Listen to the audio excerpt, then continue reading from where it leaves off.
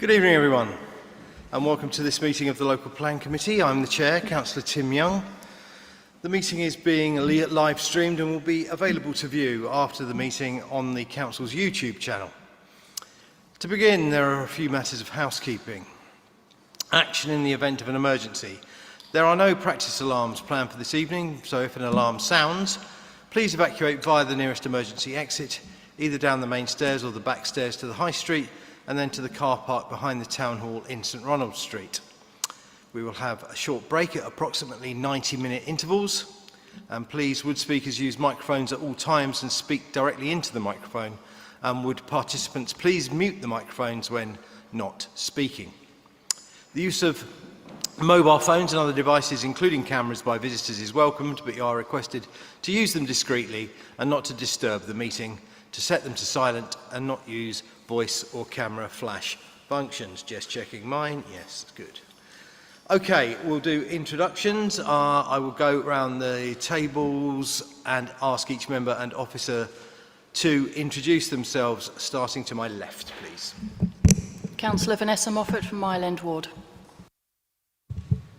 Councillor Kirkby-Taylor for Castle Ward. Councillor Natalie Summers, St Anne's and St John's Ward. Councillor Alaki Akinyemi, Greenstead Ward.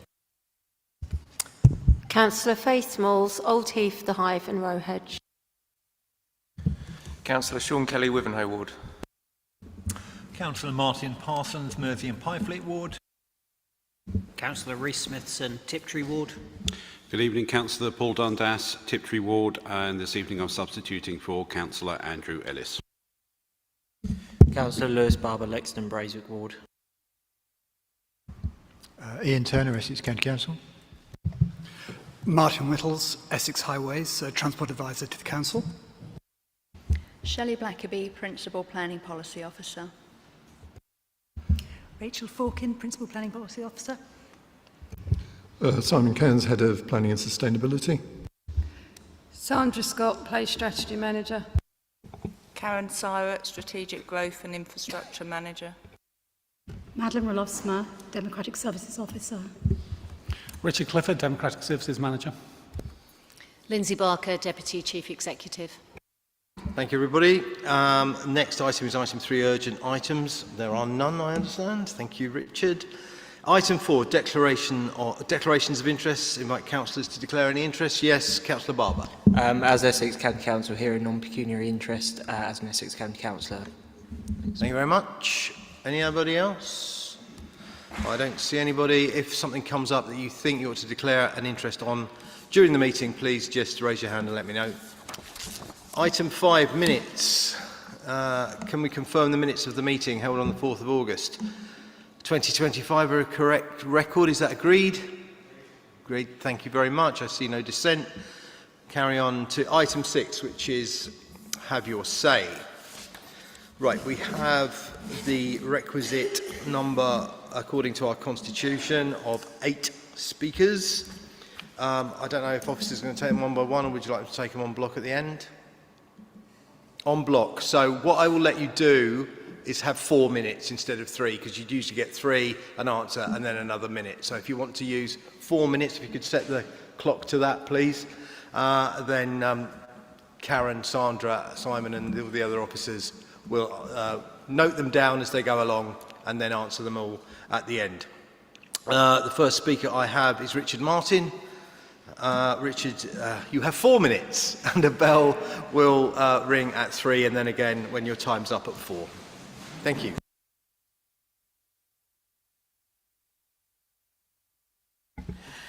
Good evening. Thank you for your time this evening. While the fires on Midwick have dominated recent headlines, the freshly emerging wax caps have once again stolen the limelight. A reminder of how far we've come and what an important year this has been. This time last year, those wax caps helped demonstrate Midwick's national significance and catalyse the recommendation to remove its housing allocation. We appreciate the plan's recognition of the ecological evidence and the Council's shared commitment that Midwick should be protected, reflected in its proposed local green space and strategic biodiversity opportunity area status. This year, the Council has also listed Midwick as an asset of community value, recognising its vital role for Colchester residents. We welcome the proposed extension of the local wildlife site southwards. In response to the consultation, Natural England emphasised the site's landscape scale importance, confirming substantial interest for nature, including large areas of priority habitat and national important assemblages of invertebrates. And of course, we must not forget the nightingale, barbicel bats and other countless species that make Middlewick irreplaceable.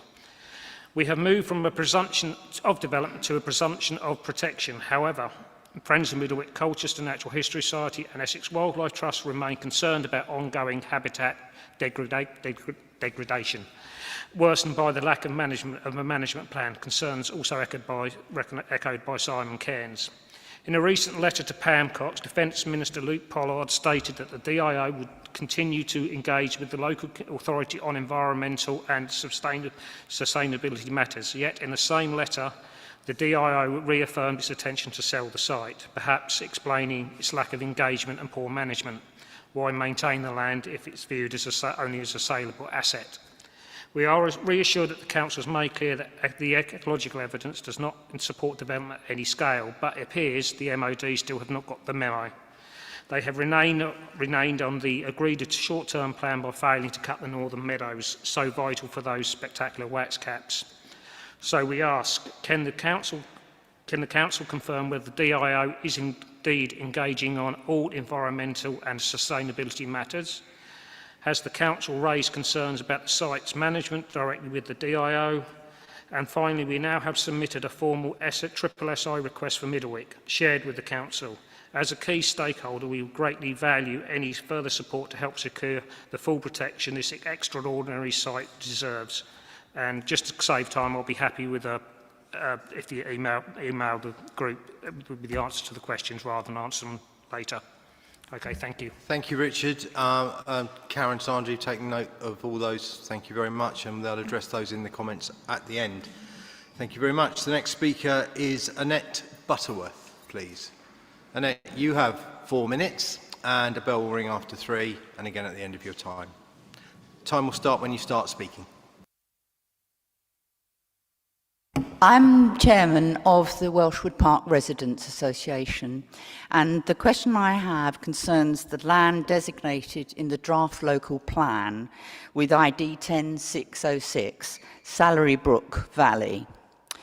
The land surrounds Welshwood, a designated nature reserve. The area is a mix of farmland, where food crops are cultivated, and ancient hedgerows with many very valuable and ancient trees. It's a beautiful, valued landscape, benefiting hundreds of people who use the footpaths for exercise and to further their mental well-being, some calling it their village green. The area is like a country park for many people. Parsons Heath Medical Practice organise well-being walks around the area. The proposed plan would ruin it, and any attempt at mitigating this in the proposed plan is just window dressing. Nobody will walk around a housing estate. If this area were allowed to be developed, there would be no gap between it and the Garden Village development, which has been given approval, I believe, forming a merger of the two, which is against your recognised planning protocols, i.e. coalescence. If the fields surrounding Welshwood were built on, Welshwood would suffer increased footfall. There is already a problem with fly tipping in the wood, and any further development would add to this. Welshwood would become a sterile, isolated wasteland. If this land is included in the local plan, the council will find they have another Middlewick Ranges problem on their hands. The land is rich in wildlife, flora and fauna, skylarks, slowworms, pipistrel bats, buzzards, to name a few. If this development goes ahead, it will be the end of the green spaces in northeast Colchester and will create a continuous sprawl of development from Elmstead Market to Wivenhoe, lost forever, just to satisfy the short-term and short-sighted push for growth from central government, an act of planning vandalism. You would have effectively sold the family, that is, Colchester's, silver, and it will never be replaced. The council should not swap Middlewick Ranges for this, another precious area. Neither area should be built on. Both are vital for the environment, wildlife, agriculture, and the well-being of Colchester residents. There should be a green corridor created right through from the Garden Village to Bullock Wood. It's time to think again before it's too late.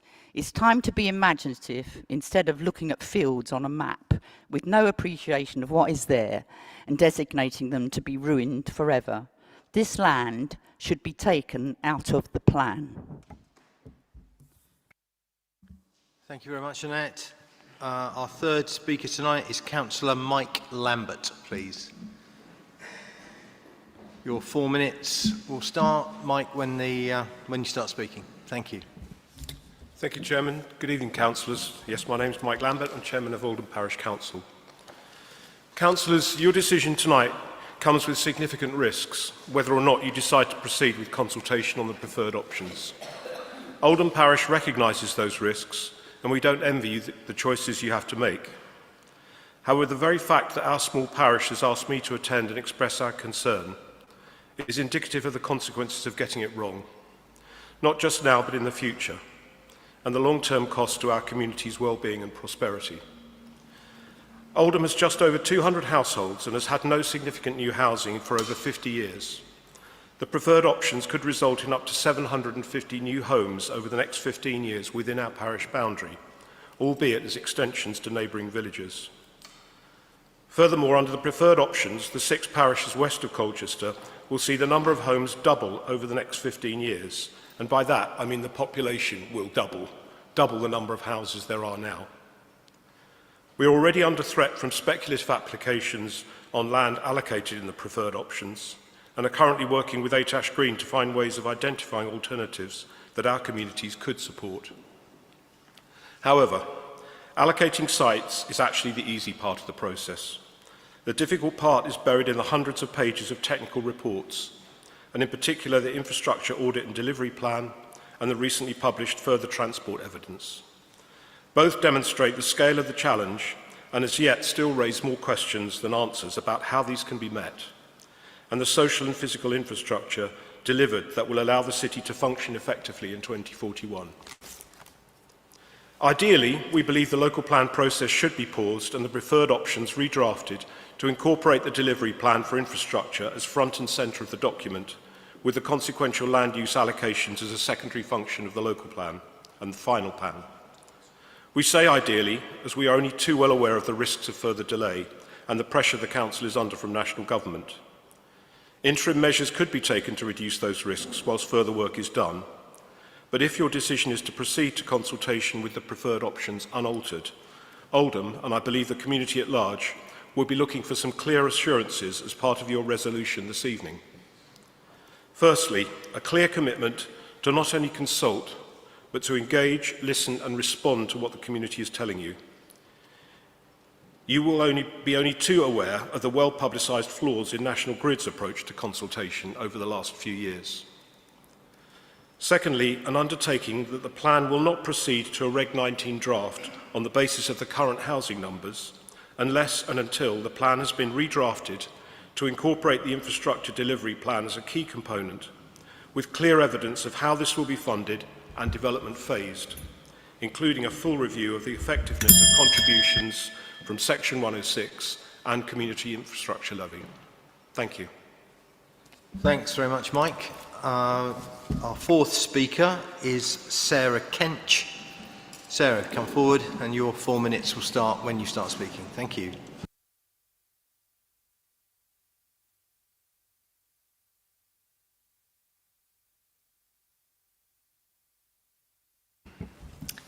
Chair and councillors, thank you for the opportunity to speak on behalf of St John's Residents Association. We acknowledge that this is a national housing shortage and Colchester must play its part. But we urge the East Colchester allocation be excluded, i.e. the fields surrounding Bullock Wood, Triple SI, from the draft local plan. These fields sit on a chalky boulder clay, forming a natural plateau drainage system that protects Bullock Wood, one of Colchester's oldest and most sensitive habitats. The council's own evidence confirms that development here would increase the flood risk to nearby homes due to poor infiltration and the loss of farmland drainage. It would cause rapid runoff into Bullock Wood valleys and would go ahead without any funded flood mitigation infrastructure. It would also fail national flood risk policy tests, and that's the Planning Department's own words.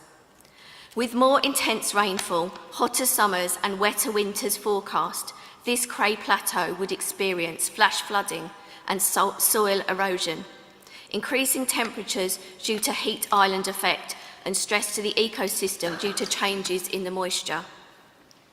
Far from resilient, this allocation would amplify climate risks. Bullock Wood relies on the surrounding farmland for hydrology and shade. Development would alter drainage and dry out the woodland. It would reduce plateau alder and wet-loving species, slow the regeneration of oak, and fragment the corridors for bats and amphibians. Overall, permanently damaging the woodland's character and biodiversity. The council's own technical reports say as follows: the sustainability appraisal identifies significant biodiversity and landscape harm. The biodiversity BNG studies identify a high risk to Bullock Wood from lighting, noise and drainage change. The landscape assessment describes a tranquil plateau and that development would erode the rural setting. There is clear policy conflict between the local plan, ST7 infrastructure and transport report, the policy PP9, which shows that East Colchester will fail the national planning policy framework. In summary, every discipline, hydrology, biodiversity, climate and transport, points to the same conclusion. This is absolutely the wrong site for 2,000 housing units. We respectively, as St John's Residents Association, ask the local plan committee to remove the East Colchester allocation or defer a decision until credible and funded transport, drainage and ecology solutions are made and exist. There are better services and safer sites elsewhere on brownfield land, not farmland. Protecting this plateau safeguards Bullock Wood, local homes and the future environmental resilience and character of North East Colchester. Thank you. Thank you, Sarah.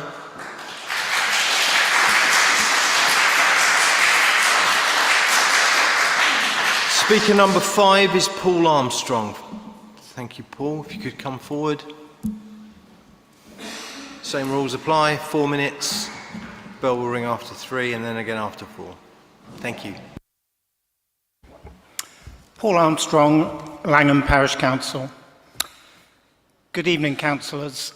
Having reviewed the committee report and the background documents prepared by officers, we remain alarmed at the lack of justification for the proposed 900-home strategic allocation pushed onto our small village. We do appreciate the numbers challenge faced by council. However, there is a more appropriate way of planning for growth. We urge committee to ask officers to revisit the strategic allocation. They really need to come up with a more suitable site and scale of development in line with the size of the village and its role within the settlement hierarchy.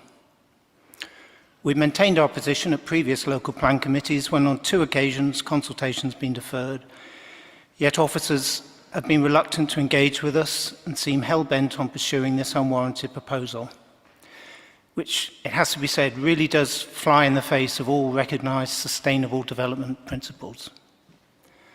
The scale of development would see Langham Moor and Wick quadruple in population. New housing needs to be located nearer to Colchester or much more widely distributed. We know there are other sites that could be considered, but this is a classic case of trying to move the mountain to Muhammad. What it will create is a car-based dormitory housing estate divorced from Colchester and other towns. From a glance at the draft allocations map, the Langham 900 scheme jumps out like the Great Wall of China seen from space. It's completely out of place and scale. The infrastructure black hole is also obvious, and this will probably render a scheme of this size in this location undeliverable in any event. Highways and sewage infrastructure costs in particular have not been realistically assessed in the strategic site viability assessment. The indicative master plan buried deep in the documentation looks particularly uninspiring and seems to consist of a large number of housing blocks with a cricket pitch and a school pressed against the village. A large part of the housing also lies within the flight path of the private airfield, which would fail civil aviation safety guidelines. Our own recent local housing needs survey identifies a need for around 50 to 100 dwellings over 15 years. Most of this could be addressed by the unbuilt allocations from the current local plan, which are currently stalled due to lack of sewage capacity at Langham WRC, meaning that local policy SS9 is unable to be complied with.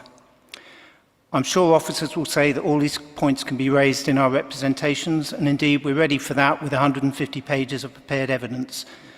But tonight we would ask that the consultation is deferred, pending a more suitable distribution of strategic sites and a much clearer view of infrastructure funding.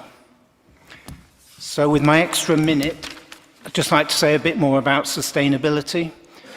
Looking at the sustainability assessment methodology that was used to support the Langham allocation, it's flaky, to put it politely. Only 3 of the 12 sustainability criteria rated a positive score, one of course being helping deliver Colchester's housing targets.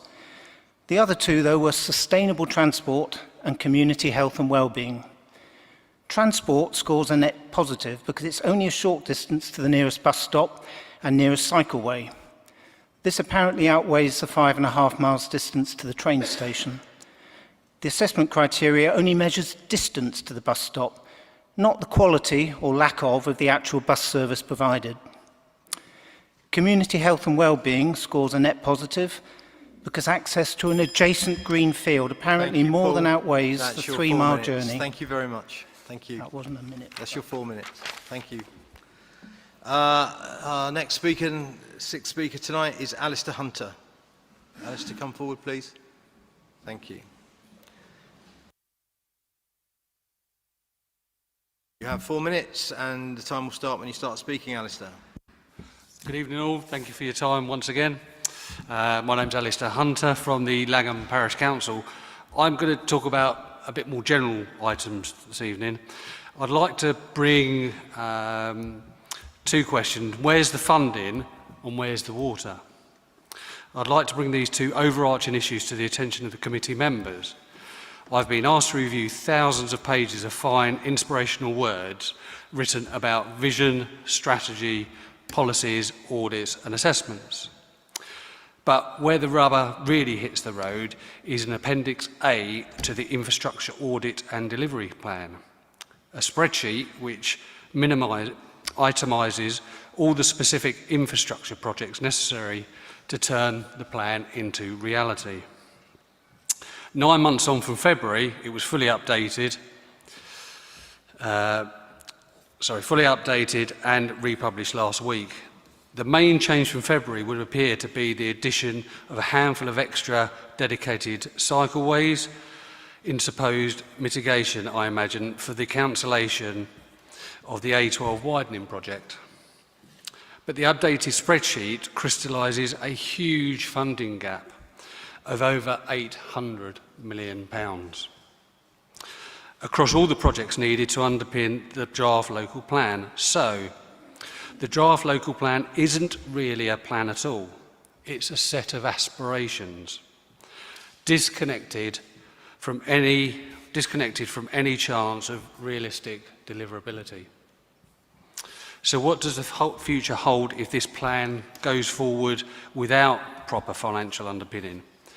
20,000 homes by 2041 represents population growth of 24%, compared with about 9% nationally based on the central ONS projections. Why would so many people want to move to Colchester to fuel this growth? It certainly can't be the result of strategic investment to support healthy expansion. The A12 widening scheme's been kicked into the long grass. Colchester schools and GP surgery are all close to bursting at the seams, even without this projected growth. And Anglian Water are telling you that they need to recycle the city's urine into drinking water to tackle the water supply deficit. Unsavoury, I know, but technically achievable. What isn't currently available is the pie in the sky plan to reduce the new water household usage from 130 litres per person per day to 85. A 40% reduction in current usage. Blimey. It's simply not credible unless you're planning to ban baths or showers. I've watched the online recording of the recent Water Resources Technical Symposium on shared standard of water efficiency for local plans, and their expert view was that 85 litres per person per day won't be achievable without grey water reuse systems and changes to building regulations, both which require major legislative changes from central government. To conclude, this is not a realistic plan for Colchester's future, and we believe Colchester deserves better. Thank you very much. Thank you, Alistair. Our seventh penultimate speaker is Graham Barney. Graham, if you could come forward, please. You have the same rules applying to you. 4 minutes, bell will ring after 3, and then again at the end of your time. Thank you, Graham. Good evening, Chair, Councillors. My name is Graham Barney. I'm Chair of Cotford with East Thorpe Parish Council. As you will all be aware, the draft local plan proposes a significant increase in housing numbers, rising from 920 to perhaps 1,300, potentially to 1,640 per year. The allocation for Langham, Marks-Tay, Oldham and Cotford alone amounts to well over 5,000 new homes over the plan period. This could be considered undeliverable and unsustainable given the existing infrastructure. There's a fundamental problem. Is the number too high? Is it in the right place? And we already know that our existing infrastructure is already stretched beyond capacity. The leader of this council expressed concern that our local road network cannot cope with current demand. That reality is clear to the many of us who travel via the A12, A120 or B1408. With the A12 widening cancelled and little prospect of upgrading the A120, any significant additional housing will lead to chronic congestion, slower movement, poorer connectivity, higher pollution levels and a measurable decline in air quality, which in turn can contribute to poor public health. But the infrastructure deficit extends in other areas. Overstretched utilities, we've heard about this already, inadequate water treatment, limited water supply, insufficient health provision, too few GPs and hospital beds to meet existing demand, let alone anything in the new plan period. Limited school places. These issues are core to the deliverability and soundness of the local plan. Without firm, funded and deliverable infrastructure commitments, the plan is unlikely to be considered viable. For Cotford with East Thorpe, the two draft allocation sites would increase the size of this largely rural parish by more than 60%. Part of one site is in fact not even owned by the developer. The only identified community benefit is a proposed new village hall, but this does not affect the pressure that such expansion would place on every local service and the rural nature of the area. The larger site, straddling Marks-Tay and Cotford for 1,500 homes, fails to strengthen community cohesion, risks dividing resources, and could be considered to be in conflict with the Cotford and East Thorpe Neighbourhood Plan Policy CE1. Without a new local plan, we're fully aware that there will be more speculative developments. We've had some already. More will come forward, which will be hard for this council to reject. But a plan that's not supported by real infrastructure delivery is no plan at all. Infrastructure must come first, not as a promise for later, but as a prerequisite now. Without this, the plan risks being neither achievable nor defensible at inspection, as it will not deliver sustainable growth. Finally, I'd ask the City Council to extend a public consultation when it takes place to an 8-week period, avoiding hopefully any holiday periods, so that all residents, parishes and stakeholders can engage meaningfully and contribute, and that all consultations are in the areas where the housing needs are currently allocated. Thank you. Thank you very much, Graham. Come to our final speaker and have your say. We have got a couple of visiting councillors as well who want to speak. Yes, Councillor John Acker, please, our final speaker from the public. John, you have 4 minutes. Thank you. Good evening, everyone. John Acker from West Mersey Town Council. It's a privilege to be able to address the Local Plan Committee, and it's something which the West Mersey Town Council appreciates the opportunity to do so. The Council has done its utmost to study and reflect on what I can be called the voluminous material published 10 days ago in relation to the local plan. It will be submitting comments and also data, and these are interim thoughts. Certainly hearing my colleagues behind me and have your say, they made some excellent points in relation to the financial situation regarding expenditure on this report.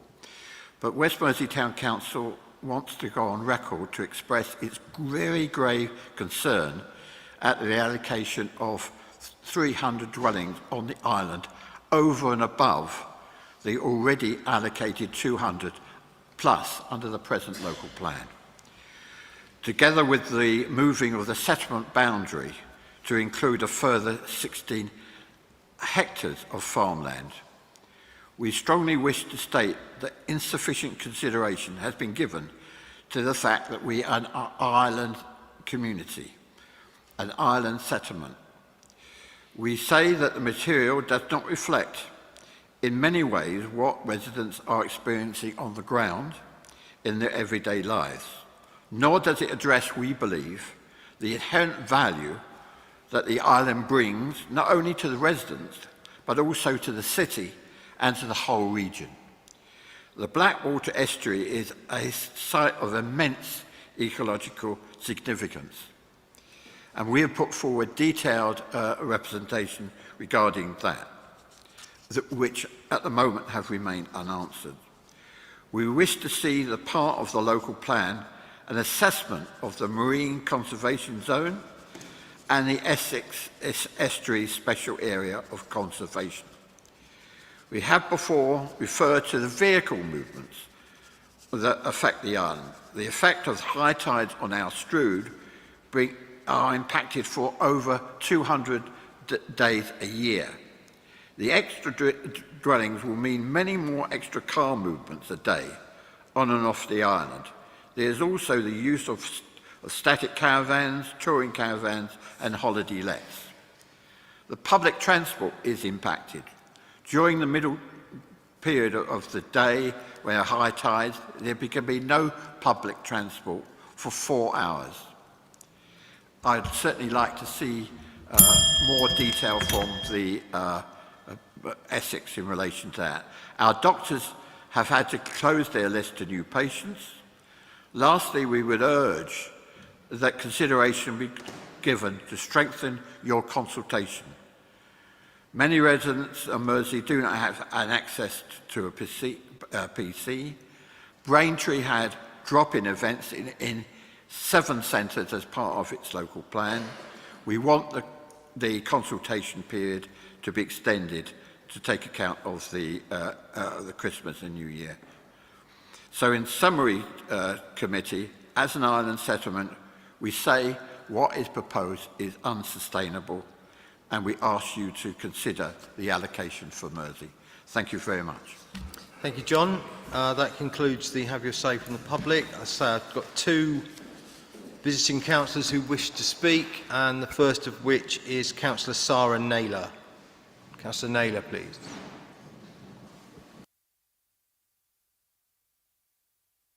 You get 5 minutes, Sarah. Thank you.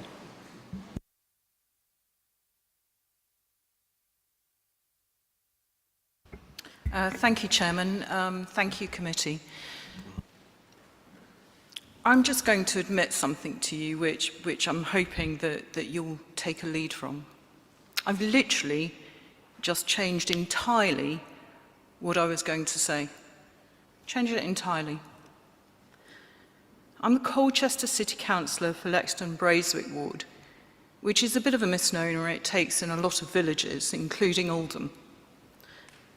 I've just listened to Mike Lambert, the chairman of Oldham Parish Council, which is part of my ward.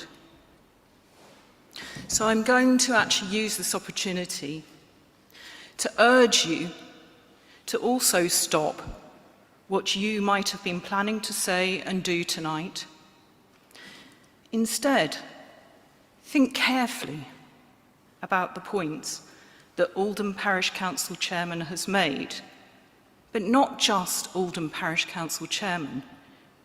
Think very carefully about all the other excellent points made by the residents here tonight whom we were elected to represent.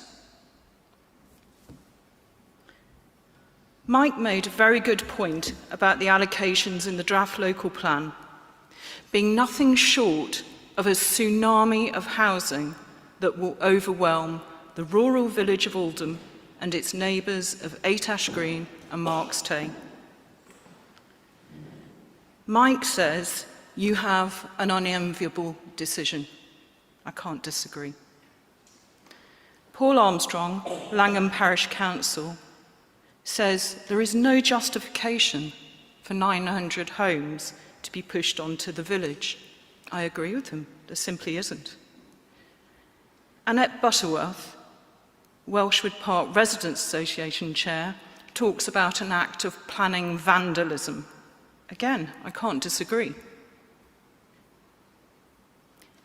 We also have to, and also we heard about how allocating sites is the easy part of the process. We also heard about the infrastructure audit and the delivery plan that's been done. There's more answers than questions about that, and I agree with that too. You were urged to pause the draft local plan and go back to the drawing board. Committee, engage, listen, respond. I too am only well aware of the flawed public pylon consultation that will see Oldham bisected. Yes, bisected by pylons if it goes ahead, which sadly, given the poor quality of the consultation process, it seems certain to do. That grieves me, and I will do all that I can to prevent that. Residents of Lexington Braithwaite are genuinely distressed about the needless sacrifice of the green fields and rolling countryside that encircle this former market town. It's a new city with a legacy infrastructure of a market town. We are bursting at the seams already after a decade of overdevelopment. The truth of the matter is that this committee and the local authority, like in every other local authority, have actually been set up to fail.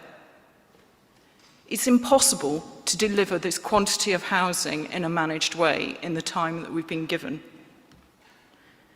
Also, I've become aware recently that when we have, as it seems certain we're expected to do, have an extra 100,000 residents, I was absolutely astonished to find there'll be no more funding from government to police those residents and the problems it brings.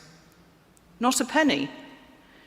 And because Essex is the second worst funded police authority there is, it means for every 2.5% of funding needed, they actually only get 2.25%, which means the burden of that extra policing will fall disproportionately on all of our residents. I was quite shocked by that. Last winter, Colchester Hospital didn't have enough beds. They are already trying to secure funding from government for an extra 90 beds now. What will happen to all those sick people when we've got 100,000 more residents, people with broken legs, been in crashes, all the things that happen? Thank you, Councillor Naylor. Your 5 minutes is up. Thank you very much. Thank you, Chairman. Thank Please, you. committee, think about it. Thank you. Our other visiting councillor speaking tonight is Councillor Paul Smith. Councillor Smith, if you could come forward. And you also have up to 5 minutes. Thank you. Thank you very much, committee. I have to say, like Councillor Naylor, I've been really impressed with the quality of the speeches that we've had from the members of the public. Obviously, as a councillor for St Anne's and St John's, I would draw your attention to the particularly good contributions from both Welshwood Park and St John's Residents Associations. But actually, all of the speakers, as I heard it, were saying there are serious problems with what's being proposed in their area. And none of them was saying we can't do anything, we shouldn't have any housing at all. They want to engage. And I understand, having been on this panel on previous occasions, that this evening you do have a very difficult decision. And the issues and the problems are not of the making of this panel or of our officers or of this council. The decision on how many houses we had to have in the local plan was driven by central government. And that's not a fault of any councillor here, of any party, including the Labour Party, because the decision was taken way above the pay grade of Colchester Council level. And we then found, whilst we were preparing the local plan, that the government had axed the spending to widen the A12. You're expecting us to take extra growth from London and then you're denying us the infrastructure. It makes life extremely difficult to produce a coherent plan. And just in case someone thinks I'm picking on one party, I'll have to point out that the previous government wasn't too good on providing the funding for the link road on the A120 for the garden community that was promised either. So having upset a large chunk of the panel already, I think I need to talk a little bit more about some of the issues that we've got. And I was particularly touched by the speech from Monkwick, because I have to confess, when we were going through this process last time, Monkwick was put into the local plan as a sort of last-minute thought. And do you mean Middlewick? Middlewick, sorry, I do apologise. Was put in as a last-minute thought. We didn't consider the evidence carefully enough.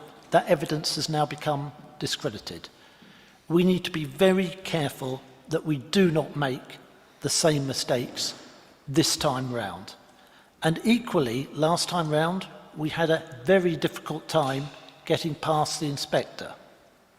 Producing a quick bit of work that's a political patchwork will not get past the planning inspectors.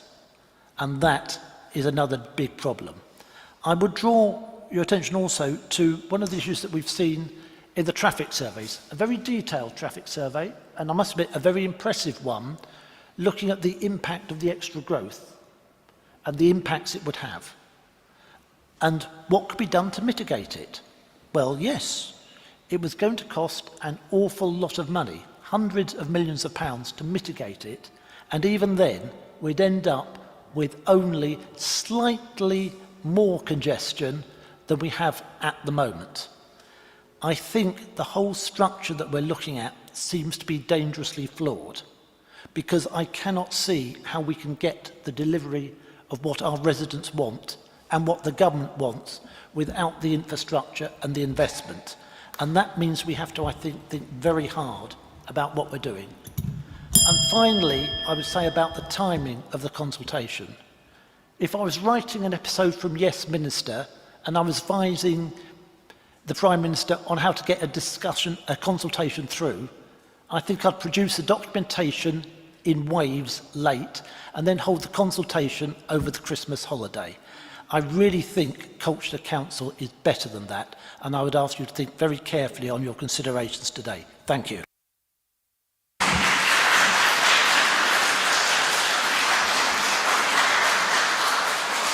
Thank you, Councillors. Thank you, Councillor Smith. Of course, we could have held the consultation earlier, but we are where we are. I just want to correct you on one thing you said. You said the government had axed the funding for the widening of the A12. That's not factually correct. There were plans for the widening of the A12, but there was no funding in place for it. So they can't axe funding that wasn't there. Thank you very much. That's all the have your say speakers. Before I ask the officers to respond, I just want to say I just want to thank them for their efforts, for the comprehensive work on the documents that we've received, the topic papers we've received, and the briefings, the 3 briefings that were held. I think that's added to our insight and knowledge of the local plan, and we're very grateful to the work that you have done on that. So thank you very much indeed. Who's going to kick off? Sandra, are you going to start? And others will chip in, no doubt, if necessary. Thank you, Sandra. Okay, I'll go through them roughly in the order that they cropped up, but there were some common themes in there. So just firstly, in relation to Middlewick, I think we can follow up outside of this meeting because most of the points are not specifically for the local plan committee, but I think just to assure you that officers continue to engage with Natural England and to sort of provide support as appropriate as a local authority to ensure proper management of the site going forward. Looking at North East Colchester, I think just to make a general point that probably applies to many of the speakers, that the growth will come without the plan, and not having a plan doesn't mean that Colchester's won't be subject to growth distributed possibly in a different way, possibly in a similar way to what the proposed plan is suggesting.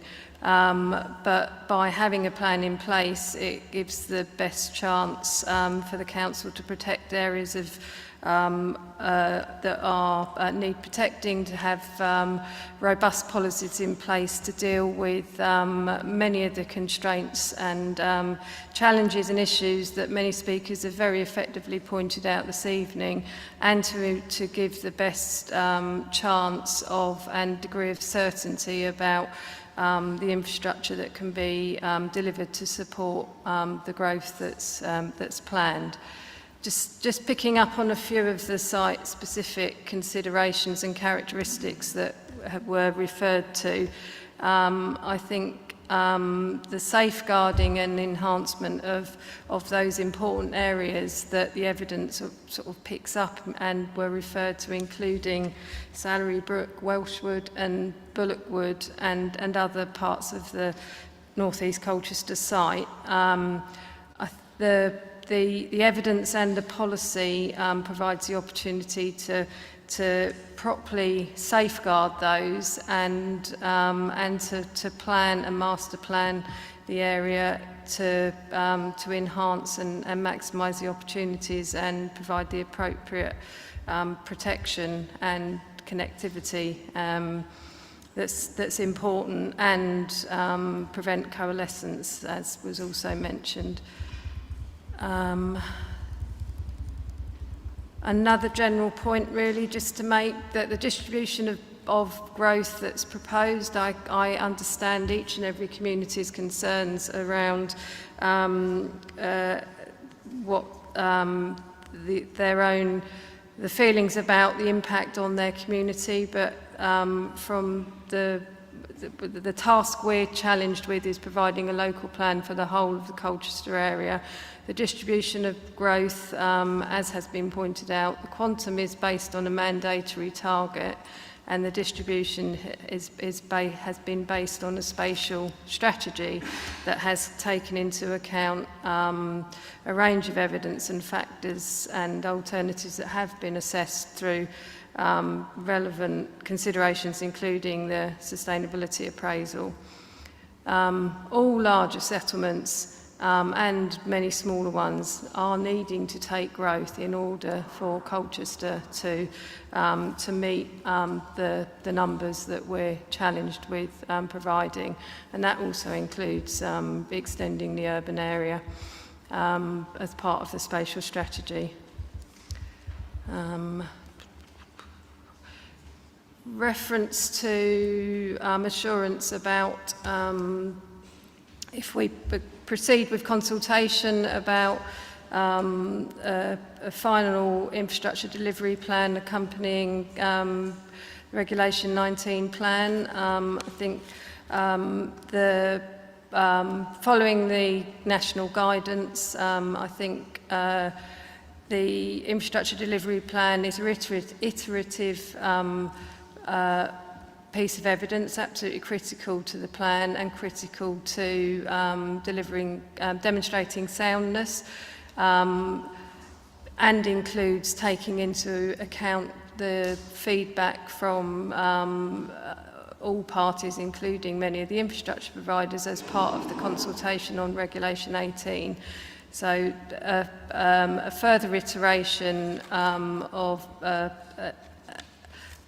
an IDP and infrastructure delivery plan to support Regulation 19, sufficient to support the examination, is certainly an assurance that we can give, because I think we would need to be satisfied that we'd need that in order to demonstrate soundness at the examination. The evidence will never have all the answers, but it is an iterative process, and it will continue to respond to the evidence and update as we go through the plan-making process. And I think there was some mention about flood risk, and again, that was probably in relation to North East Colchester. I think we have had a strategic flood risk assessment carried out for the work and that supports the proposed allocations so far, and none of the areas are allocated in areas that would be entirely sort of contrary to that guidance, and all sites that have any potential areas of flooding would be subject to a full strategic flood risk assessment to ensure that any planning took proper consideration of potential risk from flooding to be mitigated accordingly.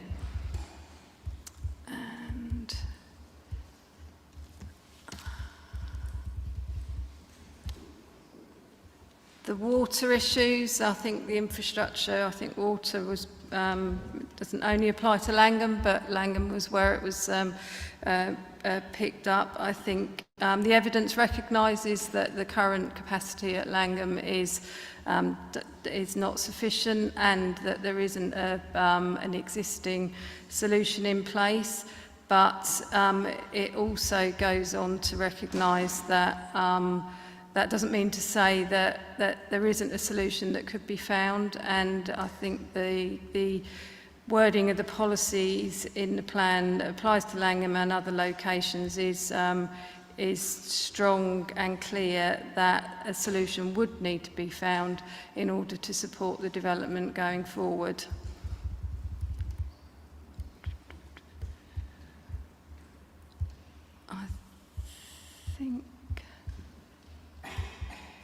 I think that's probably covered most points that were questions or general points. Thank you very much, Sandra.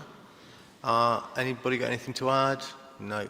Okay, then we move on officially to item 7 and the report before us. And I'm going to invite Karen to present the report, please.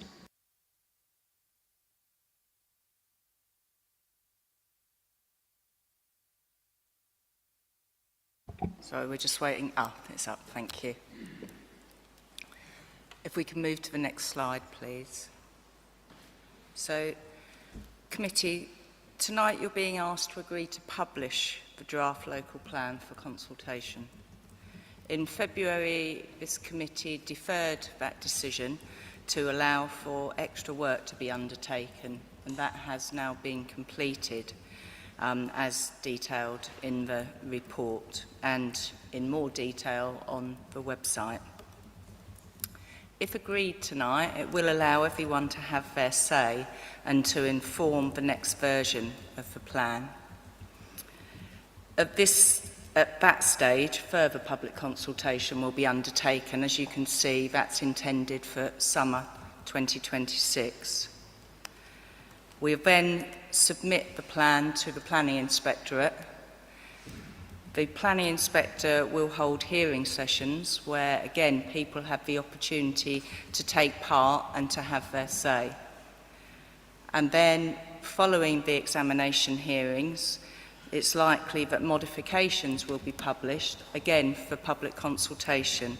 So this phase of consultation that we're hoping to be agreed tonight is the first of 4 opportunities people will have the opportunity to influence the plan.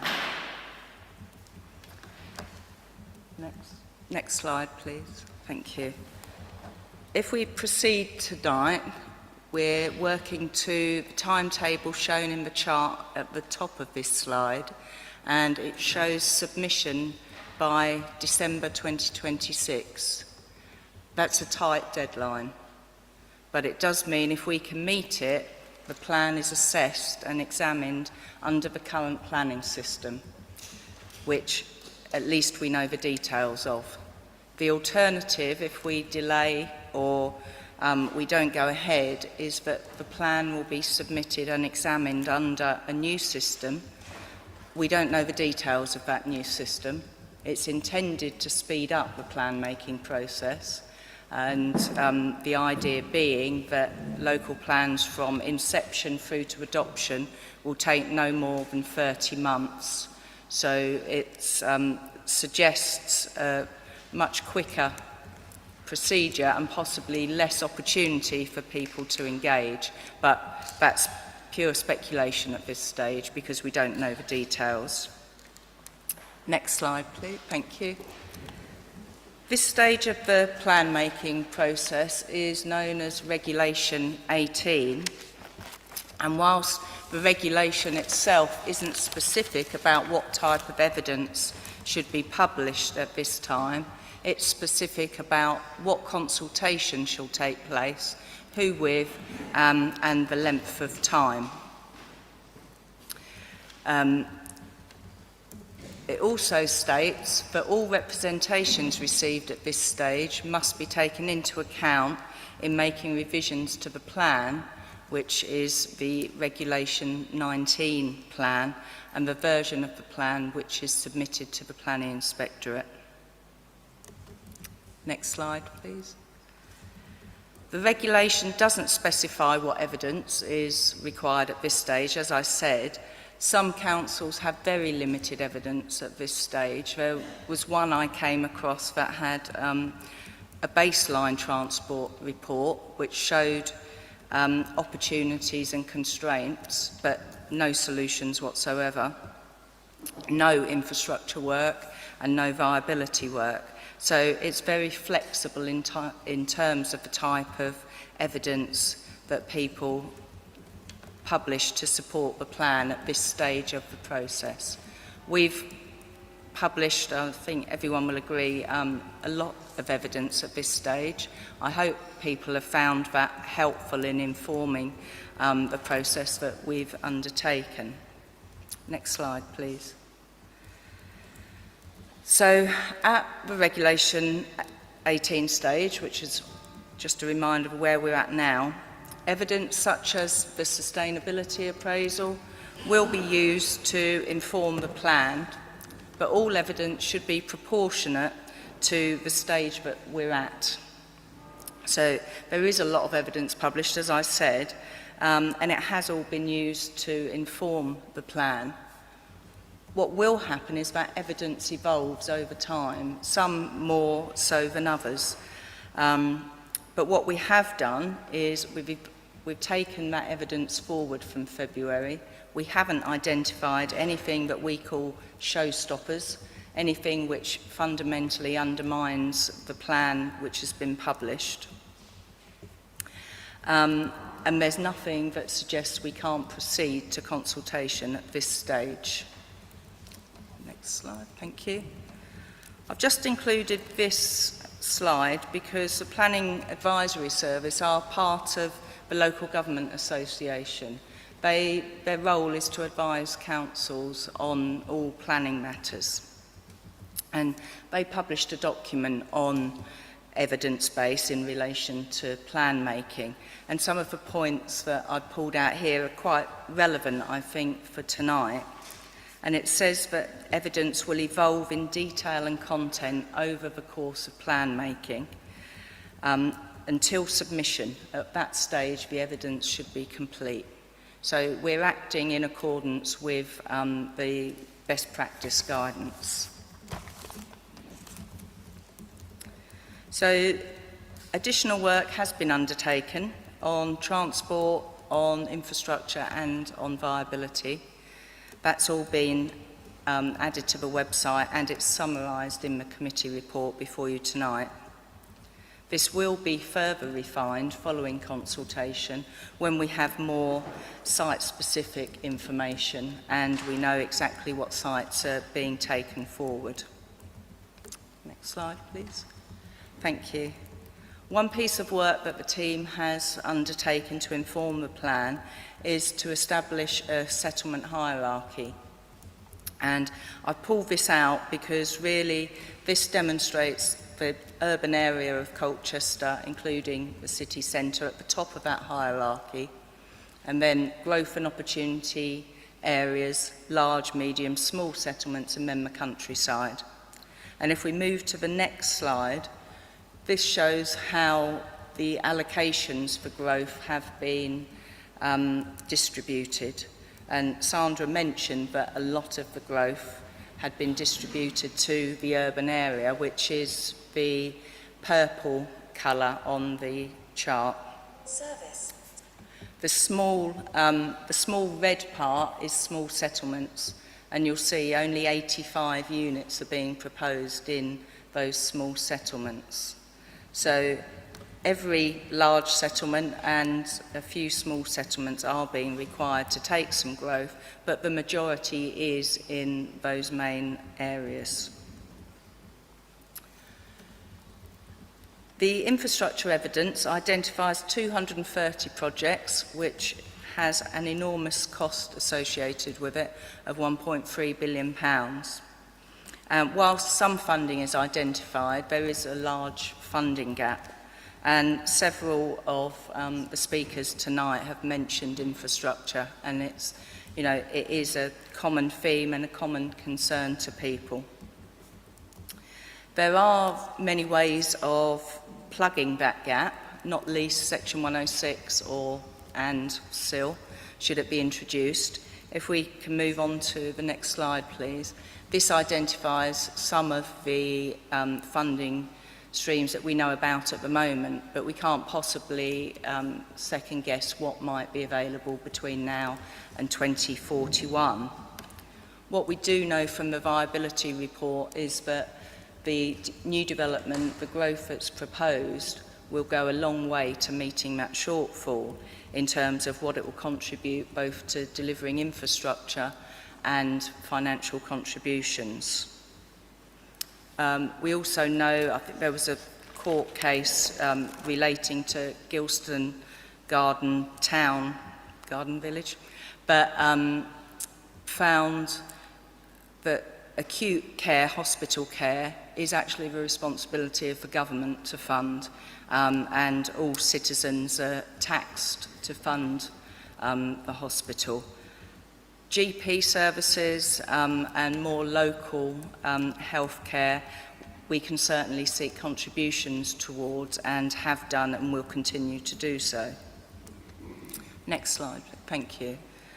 The updated transport evidence has taken account of there being no funded A12 widening scheme and concludes that the impacts of growth can be managed.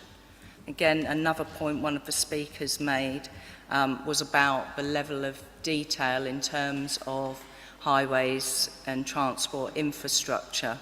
But at this stage, and again this is taken from the best practice advice, we shouldn't be planning for detailed engineering highway solutions. It's very much a high-level transport evidence at this stage because we shouldn't seek to duplicate the development management planning application process.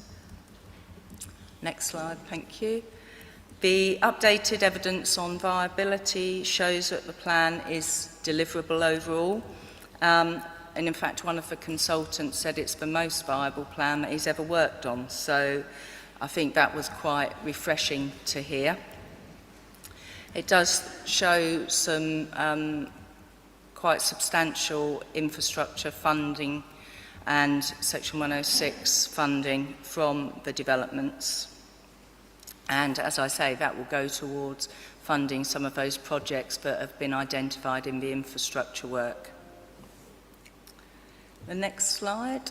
So consultation methods, this was also mentioned by a couple of the speakers. We do recognise that there's never an ideal time to carry out a consultation, and we are intending to extend the period beyond the 6 weeks minimum period. We're also doing more than just an online survey. There are some in-person events. There'll be hard copies of the documents. We're meeting schools, youth panel, sixth form college, residents panel, town and parish councils will have some dedicated sessions. So we are doing more than people might have thought in the first instance. And then this is the final slide. Just you're probably sick and tired of me reminding you of some of these risks, but I think it is quite important just to remind everyone of the risks that we might come across if we don't proceed with the plan. So I'll hand over to the committee now to deliberate. Thank you. Thank you, Karen. Thank you very much for that comprehensive presentation. Before I bring any other committee members that are indicating in, we did have this afternoon, we need to know what we're debating before we debate it. This afternoon we received a motion from Councillor Parsons. Did everybody on the committee had a chance to read that? It only came through today. But I think for the benefit of the public, Martin, if you wouldn't mind reading out what your suggested motion stroke amendment to the recommendations are, and then we know the committee can then decide whether they accept that or whether we're going on the published recommendation. We have some paper copies, but only for the committee, I presume. So if you could hand those round, Vanessa, please. Thank you very much. While they're being handed round, Martin, the floor is yours. Chair, can I just clarify, may I speak to the motion after reading it? Of course. Thank you. So the motion is different, as the Chair just said, to the recommended decision in that it removes the requirement that councillors on this committee actually agree with the plan. And that motion that I'm proposing reads as follows. Section 2.1, to agree to publication of the Colchester Preferred Options Local Plan Regulation 18 as appended to this report as Appendix A and accompanying correction sheet at Appendix B alongside the Sustainability Appraisal Appendix C for consultation for a minimum period of 7 weeks to commence as soon as reasonably practical following the committee. 2.2, to note the publication of the evidence documents and the topic papers referred to in this report. 2.3, for the committee to delegate authority to the head of planning, the chair of the local plan committee and group spokesman to make minor revisions to the Colchester preferred options local plan, including policies maps prior to publication. As I said, that removes the requirement for councillors to agree with the plan in order to vote for it to go out to public consultation for people to have their say. It is essentially, the first part is merging the first two parts of the original recommendation but taking out that requirement to agree. So I will now speak to that motion. We've had a number of comments to the effect that this is an unenviable decision. We could have a number of metaphors, a rock and a hard place, or we could have moving the goalposts, because effectively what we've got is something imposed on us, as Councillor Smith said, by the government. They've increased the housing target for Colchester by 40%. They've made it mandatory. And if we don't meet that within a very tight timescale, not only will they impose a 20% increase on that, but effectively we become wide open to speculative development, so that any developer could go to any village and say, I want 1,000, 1,500 houses there. Colchester's planning committee turns it down, the planning inspector would almost inevitably approve it. So where we're at, really, use another metaphor, there is one road, which is the plan that we've got before us, which to my mind leads us to a permanent traffic jam, and another road off it, which is not to put this out to public consultation, which takes us over a cliff edge. And that is an unenviable decision, as was said earlier.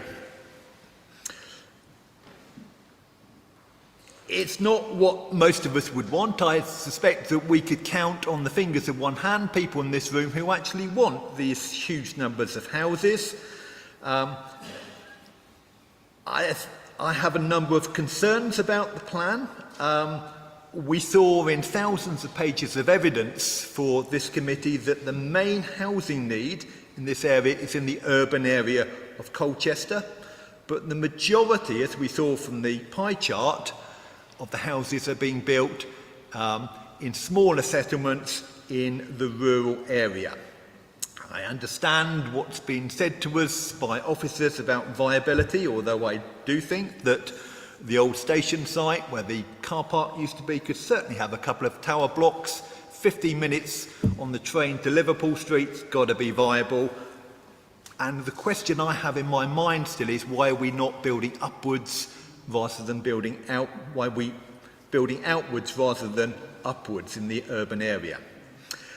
Real concern I've got is the long-term issue, because with the current population growth that we've got in this country, we can be back here in 5 years' time with yet more blobs on the map, ink splatters in the rural area, coalescing together into conurbations.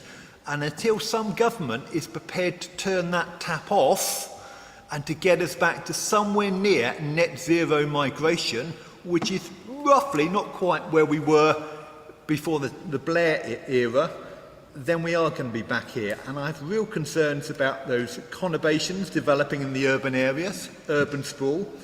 I also, as those on this committee will be aware, I've raised the concerns that were raised earlier about we should have an islands policy.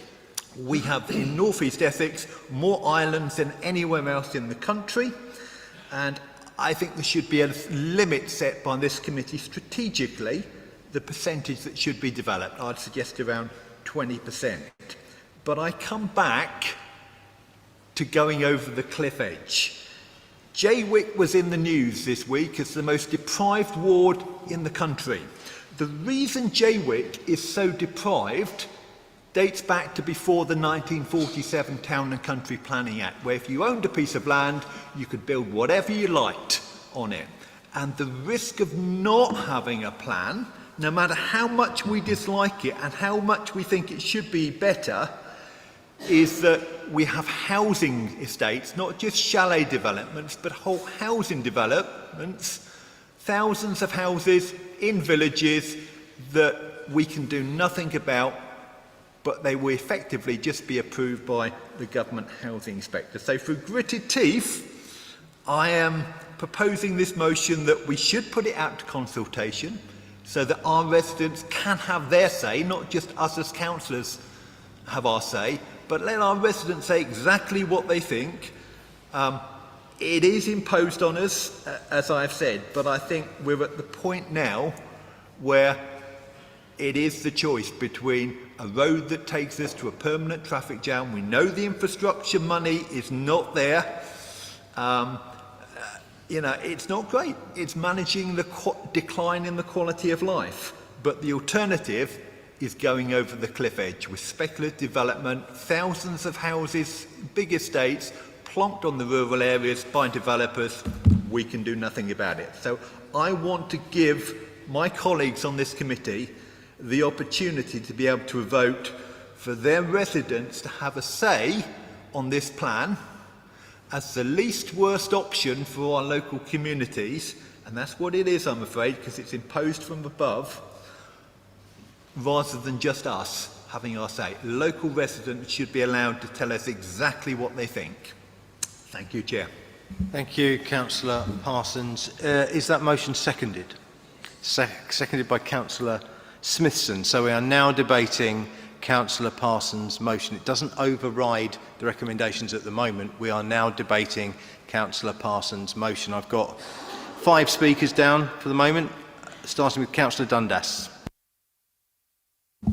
Thank you. Just to be clear, are we, Chair, as we normally do when there's a proposed amendment to a motion, are we debating the original motion and the amendment together? That's how we normally do it in full council, is that? Yes. Yeah, that just for clarity, because thank you for the opportunity to speak, and good evening, everyone. Firstly, I just want to say I thoroughly back the statement about extending the consultation, because particularly with parish councils, they don't delegate authority to a portfolio holder. They have to have meetings to reach a decision and agree a submission. And they don't tend to meet in December, so I think if we can extend it a little bit out, that is fantastic. And actually, before I start, I just want to make it clear about the politics that the Conservative group, there's no whip running this evening, so the views you're going to hear from our side are their own, and I trust and respect them to vote with their own judgment. And we have ended up with a plan which is very different to where we started back 18 months to 2 years ago, because the rules of the game were changed halfway through. And the reason is the government dramatically increased the number of houses we are required to provide each year. But you know, they're the government. I might not agree with them, but they were elected with a majority. And even if some of their manifesto commitments might be looking a bit shaky at the moment, this particular one was in their manifesto. So to be fair, no one can say they didn't know what they were going to get when they voted them in. And also, to be clear, I don't think a position of let's not build any houses is a viable one. We do need to build houses, and we've needed to do so consistently for hundreds of years. It's not a new, wherever you live at the moment, the chances are someone complained about the house you are currently in or the flat you're currently in when it was built, be it 10, 50, 200 years ago. But the question is, to what extent and how can we do this without a huge detrimental effect upon the quality of life of existing residents, businesses and the environment? So for me, one of the fundamental questions is whether this plan does have a huge detrimental effect on existing residents and our environment, and whether it delivers the new housing in a sustainable way. And of course, it's worth noting that planning permission and allocations do not build houses. House builders build houses, and the rate that is done is far more dependent on the overall economic situation and retail demand than just allocating permissions. You can't live in an unbuilt allocation. Now, the information we have now compared back to last February is that we know we need 800 million or 811 million of infrastructure to make the plan sustainable. And at the moment, if we look at that spreadsheet, pretty much every requirement, or next to every pretty much requirement, there's a box which says unfunded. What we do know is some of those boxes will be filled in with developer contributions as we go along. But my question is, when we take all those developer contributions, does it add up to the 811 million required, or is there a big gap? If it adds up to the 811 million, then an argument can be made that the plan works. If it doesn't add up, then the plan doesn't work. I have asked for some of the detailed viability appraisals, and actually I think one of the Have Your Say speakers mentioned it as well. So my first question, and I'll highlight where I've got some questions, and I will get to the end soon, I promise, is can we see a basic working of how you take the planned Section 106 from strategic and non-strategic sites and get to the 811 million required? Because without that, and without the simple maths, I'm going to struggle to be convinced. And I'd also be interested to know, for comparison, how much on average are we obtaining in developer contributions from each dwelling right now in 2025? I'm sure we do know that figure, but it'd be interesting to compare that to what we need going forward. And my second point in question relates to the planning weight of Regulation 18. I get the point that putting it out to consultation gives the public an opportunity to have their say. But it is important as a committee we understand it's not that simple. The argument is that issuing this consultation helps protect against speculative development. But it only does that because once it reaches this stage, we can point to a load of sites which are allocated for housing. That's a fair argument, but it's important that committee members understand that if the recommendation is approved, sites like the 2,000 houses around Bullock Wood, the large extension on Mersey at the Dawes Lane, the land at Station Road in Works Cone, the housing allocations at Marks Tay, the allocation at Langham, all go into an emerging local plan and therefore all become development sites as of 10 p.m. this evening. Now that might not affect how members vote, but it is important that they recognise what they are voting for, and it is not just to benignly send this to consultation. It is to put these sites in a local plan and make them developable. Not really getting that, I think, is a little bit as how Middlewick ended up in a plan, almost without people noticing it. So my question is to officers, can you confirm that once we go to Reg 18, these sites which are in the emerging plan become more developable and are more likely to receive planning permission should it be applied for than they were before this evening? I'm just going to talk briefly about infrastructure. I mean, there's loads of things we can say about infrastructure, but I'm just going to talk about transport, but it's not just about transport, it's about many other things. The transport evidence makes a number of assertions. The baseline scenario looks at 2041 traffic without intervention and without this local plan. I think that's how I interpret it. Please correct me if I'm wrong. In other words, it takes into account growth under the existing local plan and also assumes that no other improvements or mitigations are made. We then take the extra growth and add it in, the extra growth under this proposed plan, and then add in the proposed mitigation and see where we end up. And that leaves us with three scenarios. The first one is if we take the new allocations without any other measures, and that leads to, I quote, a very large rise in car travel and extreme congestion in several areas, which is described, and I don't know the technical term, as level 12 to 15. It then goes on to say that this is only mitigated to acceptable levels with both a substantial reduction in car usage and a number of highway improvements. Those needed are included in the £811 million worth of infrastructure listed in the requirements. So my question is, would I be right in the assumption that to avoid gridlock under the plan, we have to believe both that all of the transport and active travel infrastructure in the list will be funded and the hoped for significant reduction in car usage will actually happen? That's one, and I've got a couple more questions relating to a couple of specific applications. I can't really tell on the maps, but the allocation at Colchester Station, could you just tell me whether any of that is on existing car parking? Because if we're looking at car usage reduction, taking away car parking at a station seems very counterproductive. Well, actually, bonkers, I think is probably the word I'd use better. Because frankly, for me, if I can't park at the station, I'll just drive to London. In fact, I do it quite a lot at the moment because it's easier, it's quicker to drive to Stratford than Colchester Station sometimes. But I can't really tell on the map, so a little bit of detail about that would be useful. And actually, Sill was mentioned. We keep talking about Sill. I think we've been talking about it as long as I've been here, and we never really seem to do anything with it. How seriously are we considering Sill on this, and what percentage of developer contributions do we expect it to account for? And my final question, actually, is regarding something for some reason nobody's mentioned, and that is on May the 8th, we will have a mayor in Essex, which I understand will have strategic planning powers. In a tangible sense, I'm not actually sure what that means. So could a mayor come in on May the 8th and say, I've looked at all of Essex, I hate where all the housing's going, I'm going to either take a load of housing away from here, or I'm going to put it there, or it's all going to go into North Essex, or we're going to South Essex, and basically result in us having to chuck this plan in the bin. Do they have that power?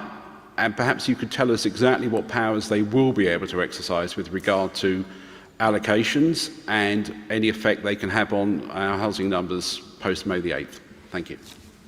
Thank you, Councillor Dundas, who is a substitute on this committee. Bit of a super sub contribution there from him. There are a number of questions there, Karen. If you want to go through them, you might want to hand some of the transport ones to Ian and Martin, I guess. But if you kick off and then distribute the other questions around to who you think is most appropriate to answer them, please. Thank you. Yeah, there were so many questions there. I might have missed some, Paul, so I'll have to come back to you. But I think the first one was around funding, the funding gap. And I think from the work the viability consultants have done, then in terms of Section 106 or SIL, I'll come on to that question later, and actual delivery of infrastructure, I think amounts to about 775 million. So that's just for strategic sites. It doesn't take into account the other sites in the plan.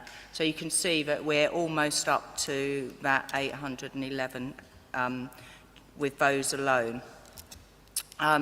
I can't tell you how much we're getting on average now from Section 106 because it varies depending on the type of property, the size of property, and let's not forget we shouldn't be applying a standard tariff-based approach. We should only be seeking Section 106 where it's necessary and related to the development.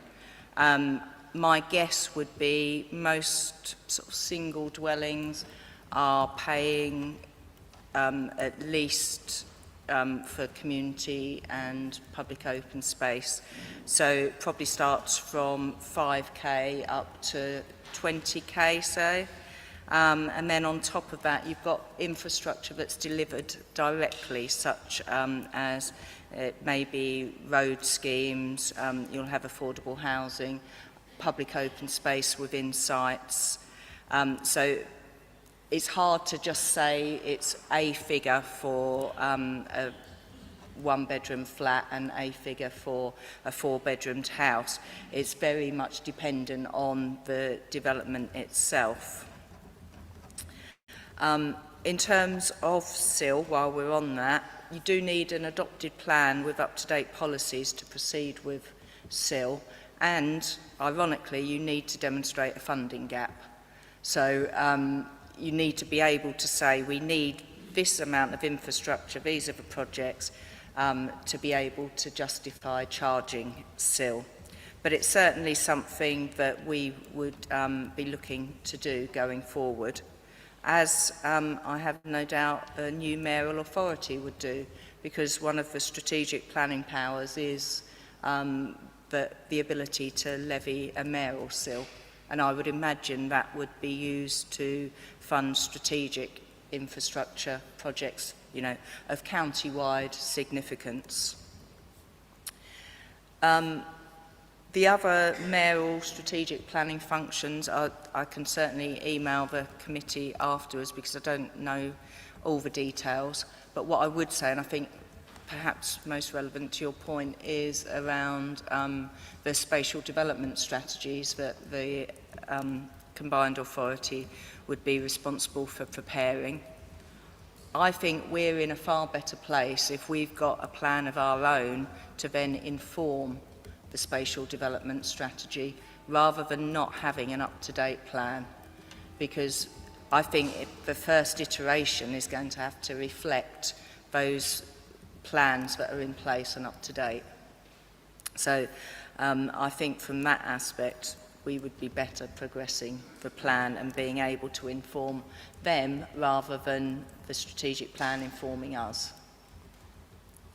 In terms of the station allocation, it is likely it would be on car parking, but there's no reason why. They've already reduced the car park, haven't they, by taking down the multi-storey. There's no reason why another multi-storey couldn't be built, so there was no overall loss of parking spaces. There was one question about sites getting planning permission, which I didn't quite... Yeah, it was really sort of what weight going to Reg 18 has in terms of, because we say that the emerging plan has planning weight, don't we? And that's why we argue that it has the potential to protect against speculative development. But equally, if it does that, then logic suggests it allocates sites, because you're going to argue, the way you protect against the speculative development is to say we can prove our housing supply because we have houses allocated to all these sites. So by natural deduction, it makes those sites, which a lot of people have spoken about this evening, easier to develop because they're effectively in an emerging plan. And it was just really to try and quantify, I know it's difficult because it's subjective to a certain extent, how much weight a developing plan gives to those sites in terms of making it easier to get planning permission on them.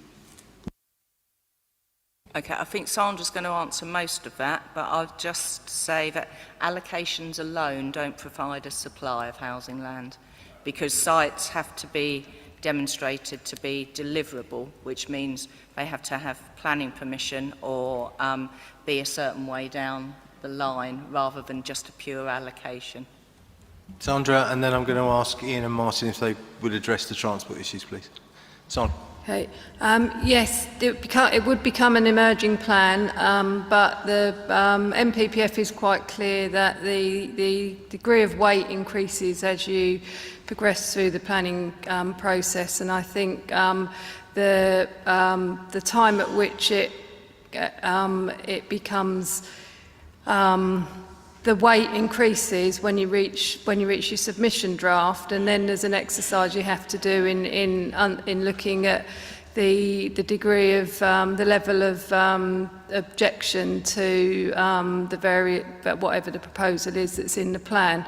So at Regulation 18 stage, the weight is still very limited, purely because it's still quite early on in the planning process, and there's still the ability for considerable change to be made before it goes forward. Obviously, the argument in terms of needing to progress in order to sort of gradually increase weight and provide sort of certainty is that you can't get to the later stages until you've done the earlier stage. But I think the MPPF paragraph 49 sets out the considerations that apply to weight. And certainly from experience in the past, I think in planning appeal situations, I think our Regulation 19 and thereafter is where the weight is got a stronger case to argue that it's more significant at that stage. Thank you. Ian, Martin, if you could address the points Councillor Dundas made about transport, that would be great. Thank you. Yes, so the transport evidence identified that the unmitigated business as usual position, as Councillor Dundas said, at the preferred site allocation leads to an unsatisfactory performance across the key parts of the highway network, and that yes, we do need a package of mitigation measures, including sustainable transport and highway improvements, to manage the transport impacts of growth. I mean, the transport evidence also shows how we build on the strength and we provide resilience through the diversification of the transport options and the infrastructure to mitigate and manage the growth proposals. And within the actual transportation evidence, there's actually a chapter included within there which obviously goes into the details of providing the evidence of how we support the modal shift and that being reasonable within the assumptions that we've made. I think also it's probably worth noting that data collected which shows that 20% of trips within the urban area undertaken by cars are less than 2 kilometres, and that within the urban areas over 50% are between 2 and 5 kilometres as well. And even in non-urban areas of Colchester, 25% of car trips are less than 5 kilometres. So it sort of demonstrates that it's not unrealistic if there is good quality, well-designed, sustainable measures of bus improvements of services, infrastructure, active travel, that we can increase the modal share for sustainable measures. Thank you very much, Ian. We've had more than 90 minutes, so I am going to say that we're going to take a 10-minute break, please, and be back in your seats as soon as you can to continue the debate. Thank you very much.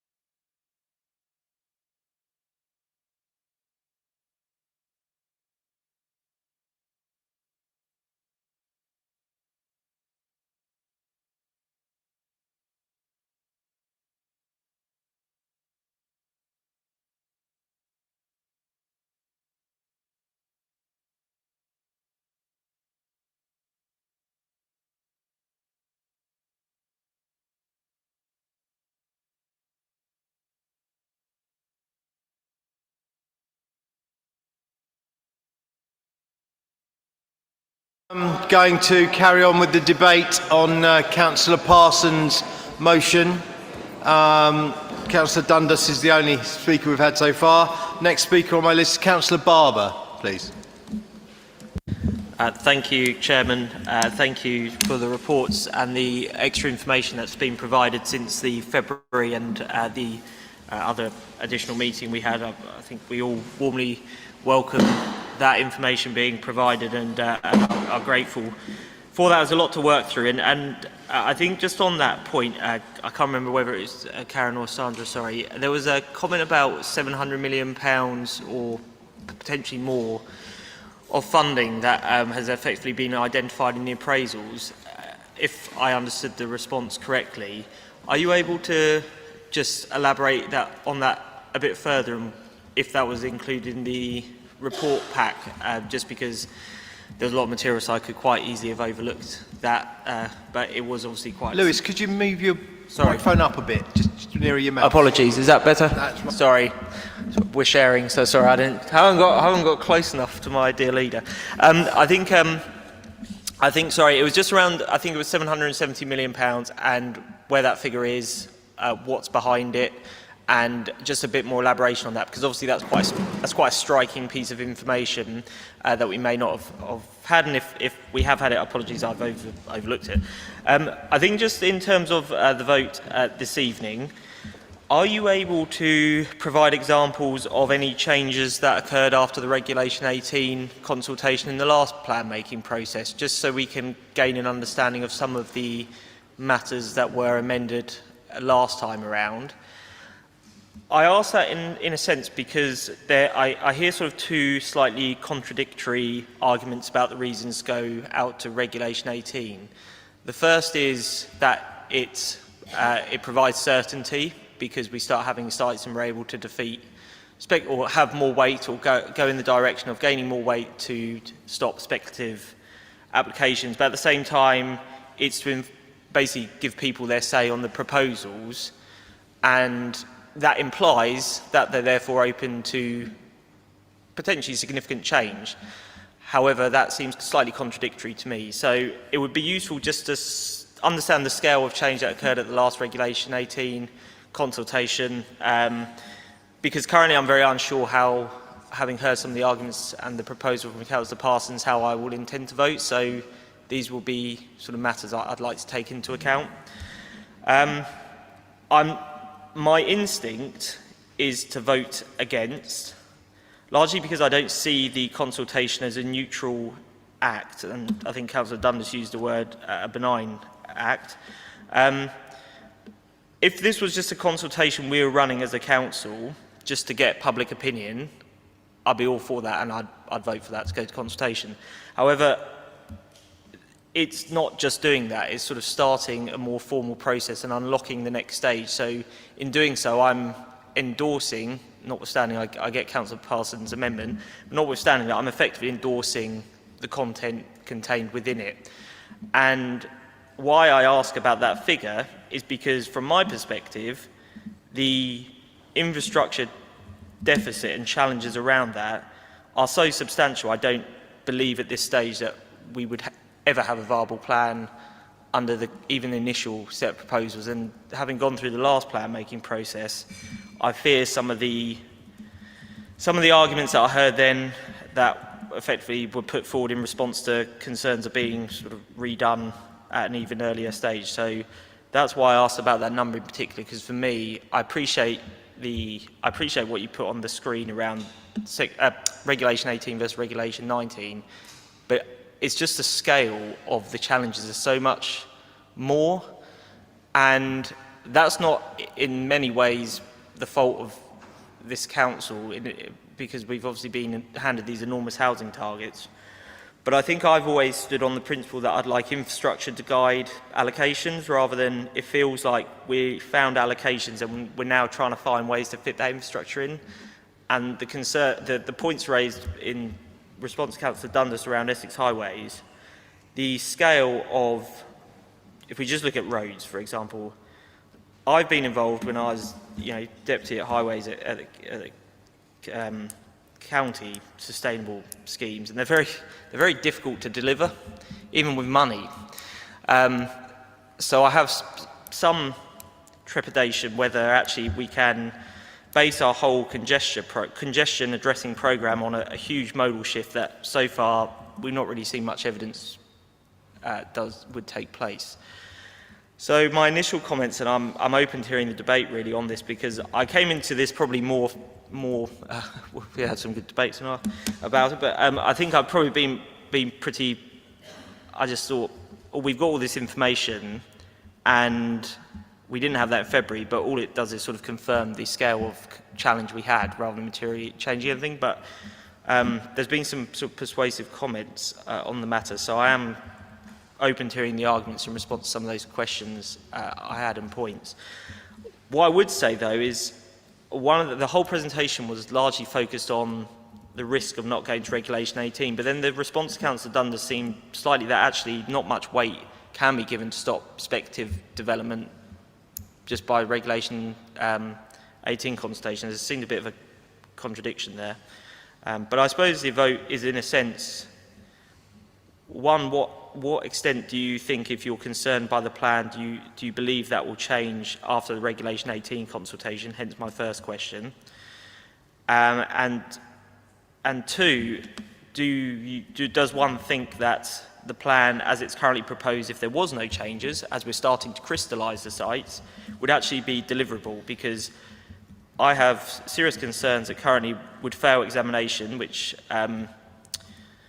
given the scale of the challenges, which actually would be good for nobody, effectively, and with the risk of speculative development would then be substantial. So if I could have some sort of guidance in response to those, that would be of assistance. Thank you, Chair. Thank you, Councillor Barber. Karen? Yeah, I'll start and then I'll ask Sandra to pick it up, because the numbers I used, I might have added them up wrong, but we'll come back to that. Sandra's checking that. In terms of examples of changes last time following Reg 18, well, the biggest one probably was Middlewick was added to the plan. That did mean that other allocations were reduced or removed. So an allocation in Dedham, for example, was removed. Mersey allocations were reduced, I think, from 350 down to 200. So there was quite a lot of change following Reg 18. And the fact that it doesn't carry much weight at Reg 18 is, of course, a chicken and egg argument, because if a plan doesn't progress at all, it never gathers weight. Whereas if you get through Reg 18 stage and then on to Reg 19, and you assess the level of objections to policies, then it does start to gather weight. And once you've got a preferred options plan or a final plan for submission, then if the housing land supply is lacking, you can make some strategic decisions on how that's best improved. So, you know, it's positive all ways round, I think, in terms of dealing with speculative development, because it will stand much more chance of success if you can't demonstrate a 5-year supply of deliverable and developable sites. Your concerns that it would fail examination is,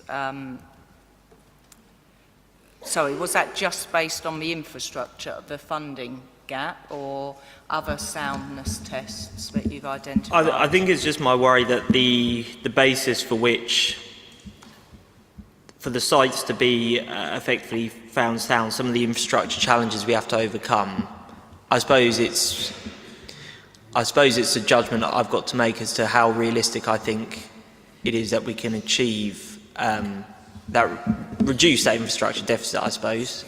I'm sort of thinking out loud here, sorry, Karen, but and then I suppose to some extent as well, we're not necessarily ever going to completely close that gap just because of the sheer amount of development that we now have to do. So is there a level of acceptable risk or acceptable deficit we're prepared to run? Because in all circumstances, I would assume, no matter where we put the site allocations, there's going to be an increase in the deficit. So I'm thinking Out loud, Chairman. I hope that's okay. No, that's fine. So yeah, that was sort of my logic around it, Karen, I guess. Karen, Sandra? You're having a bit of a debate. There is, in a sense, not a response to that, because that's just a judgment I'm going to Yeah. make. It's more in the numbers, I think, it would Yeah. decide to... Understand. I'm sure they're coming to a decision. I mean, the viability, I don't know if you were at the viability, no, the viability briefing, this very experienced consultant did say our emerging plan was the most viable he had seen for some time. So maybe Karen, Sandra, you can explain some of the reasoning why he said that as well.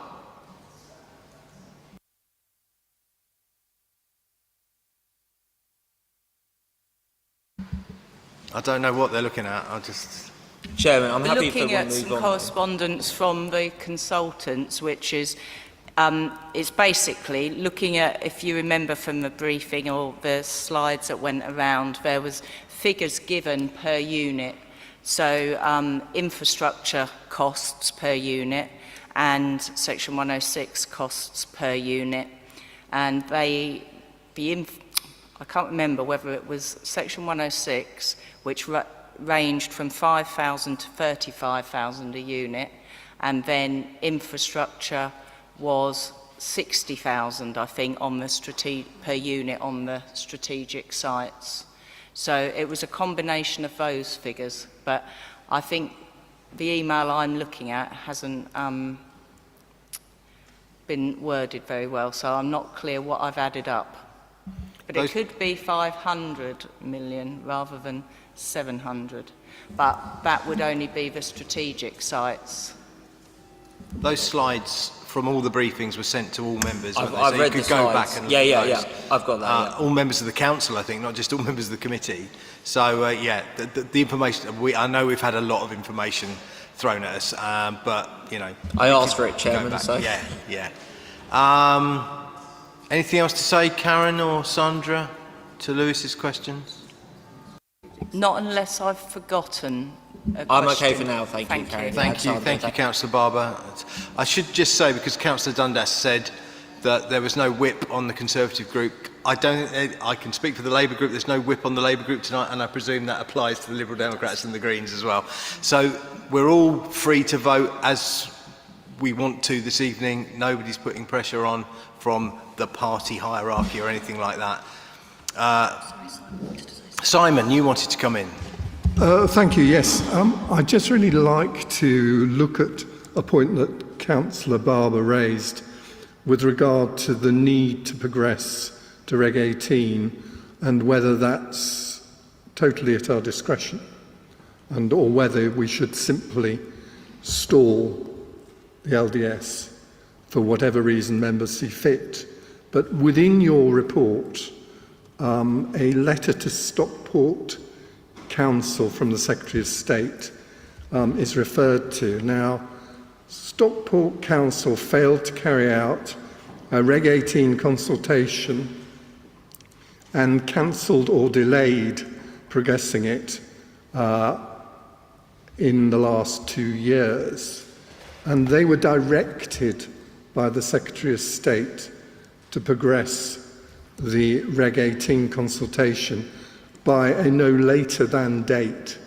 So all I would say is it's important to have regard to the fact that there is not an alternative available to the Council simply to say we're not going to do that, because there is the spectre of government intervention. So that is in addition to being without an up-to-date plan and all the threat of speculative development.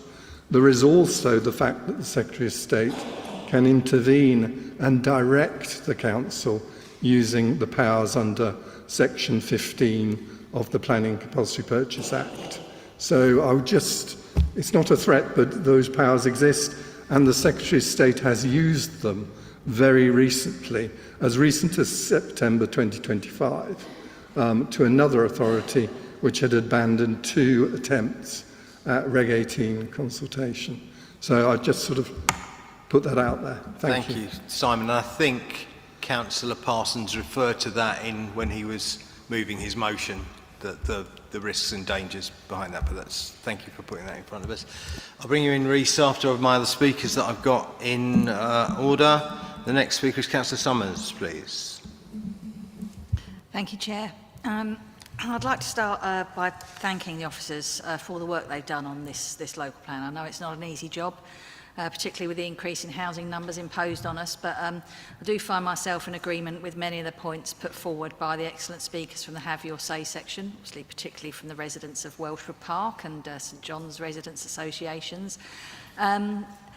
As mentioned, we all understand more development is needed, but it's where and how that's crucial to a successful plan. I've got many emails come in from my residents, showing the strength of their feeling. The fields surrounding St John's and Welshwood Park, they're really important to the residents, and we don't yet have the draft report yet from the consultant ecologists, but we do have the evidence from the residents, and it's of huge importance to Colchester ecologically.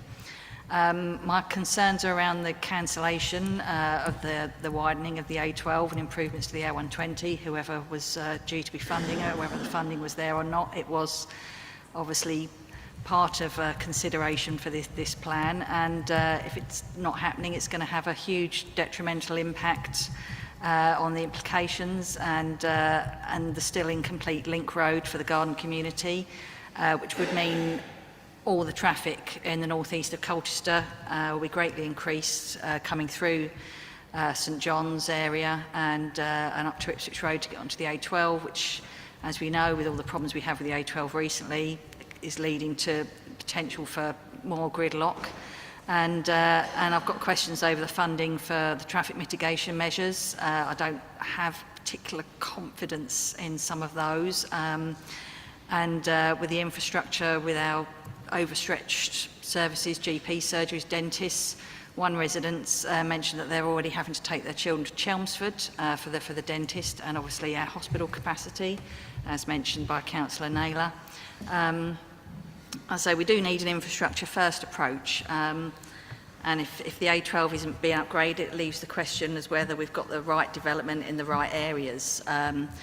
If part of the mitigation is to push people onto using public transport and cycling, we need serious improvements to public transport, particularly in rural areas where sometimes the first bus of the day doesn't leave until after children have already had to leave for school and people have had to leave for work. So they've got no choice to travel by car. And we also need to know what point these traffic mitigations would be triggered and what traffic issues they in itself would cause. Just thinking of the Northern Approach Road and the rapid transit system overrunning by a year or more. And if people are to work more locally, we need more high-paying industries and jobs in Colchester itself, so people don't have to travel by car out of the city. So do we need more land being designated to commercial and industry, and should we be looking at density of buildings rather than building out? Yeah, that's pretty much that. Thank you. Anything you want to answer there from Highways or no? Yes, Martin. If I could just come back on a couple of those points, just clarify a couple of those points. One, going back to this viability question, I think your viability report, sections 10.11 to 10.14, sort of make quite clear how that gap can be substantially reduced, which was your question, of which the higher value sites can contribute more towards the infrastructure and then therefore substantially close the gap, which therefore sort of comes to the other point around this, how much the plan has this reliance on the shift to sustainable transport. Yes, we make a play in the further transport evidence report that sustainable transport is a key part of the strategy, but it is very much in the context of integrated transport, being integrated as well between the modes and with land use planning. So, for example, when you have the infrastructure put in, be it for an extension of the RTS route or be it for a cycling and walking corridor, it is also addressing the traffic issues at the same time to get that appropriate balance between an opportunity for those short trips where viable to switch mode, but also to address the congestion issues for those that continue to drive or to accommodate those new driving trips. So I would just say it's much more, the plan or the strategy is much more than just a belief that you get this significant shift to sustainable transport. Only those trips for which, generally shorter distance, for which it is viable, you're providing the opportunity, but it's very much about an integrated transport and land use planning approach. Thank you, Martin. That's really helpful. Thank you very much indeed. Next speaker, Councillor Smalls, please. Thank you. I've got a sort of observation and also a question, so hopefully it won't be too long. So thank you to the officers, first of all, for all the hard work. And I want to thank all the speakers that came tonight. And obviously, they would have put in a lot of work to read all the documentation. I know as I've been going through it over the last few months, and their thoughts are really valid. But I want to also just think about people who won't be in this room tonight and do need houses. So I'm thinking like mainly of the people on our housing waiting list in temporary accommodation, young people I've spoken to recently who might live with family and friends, not as a positive choice, but because they have to. And a conversation I had in the last few weeks with a younger person, and it really struck me, and they were telling me about the reality of people in their peer group fearing they might not have the opportunity to have children or a family simply because they won't be able to ever move out of their parents' house. And I think sometimes, you know, and I'm not saying that is a more valid view than the views we heard tonight, but by the nature of it, those sorts of people don't tend to come to these kind of meetings. I know I wouldn't have done years ago. I mean, so I'm just thinking about the people who aren't here.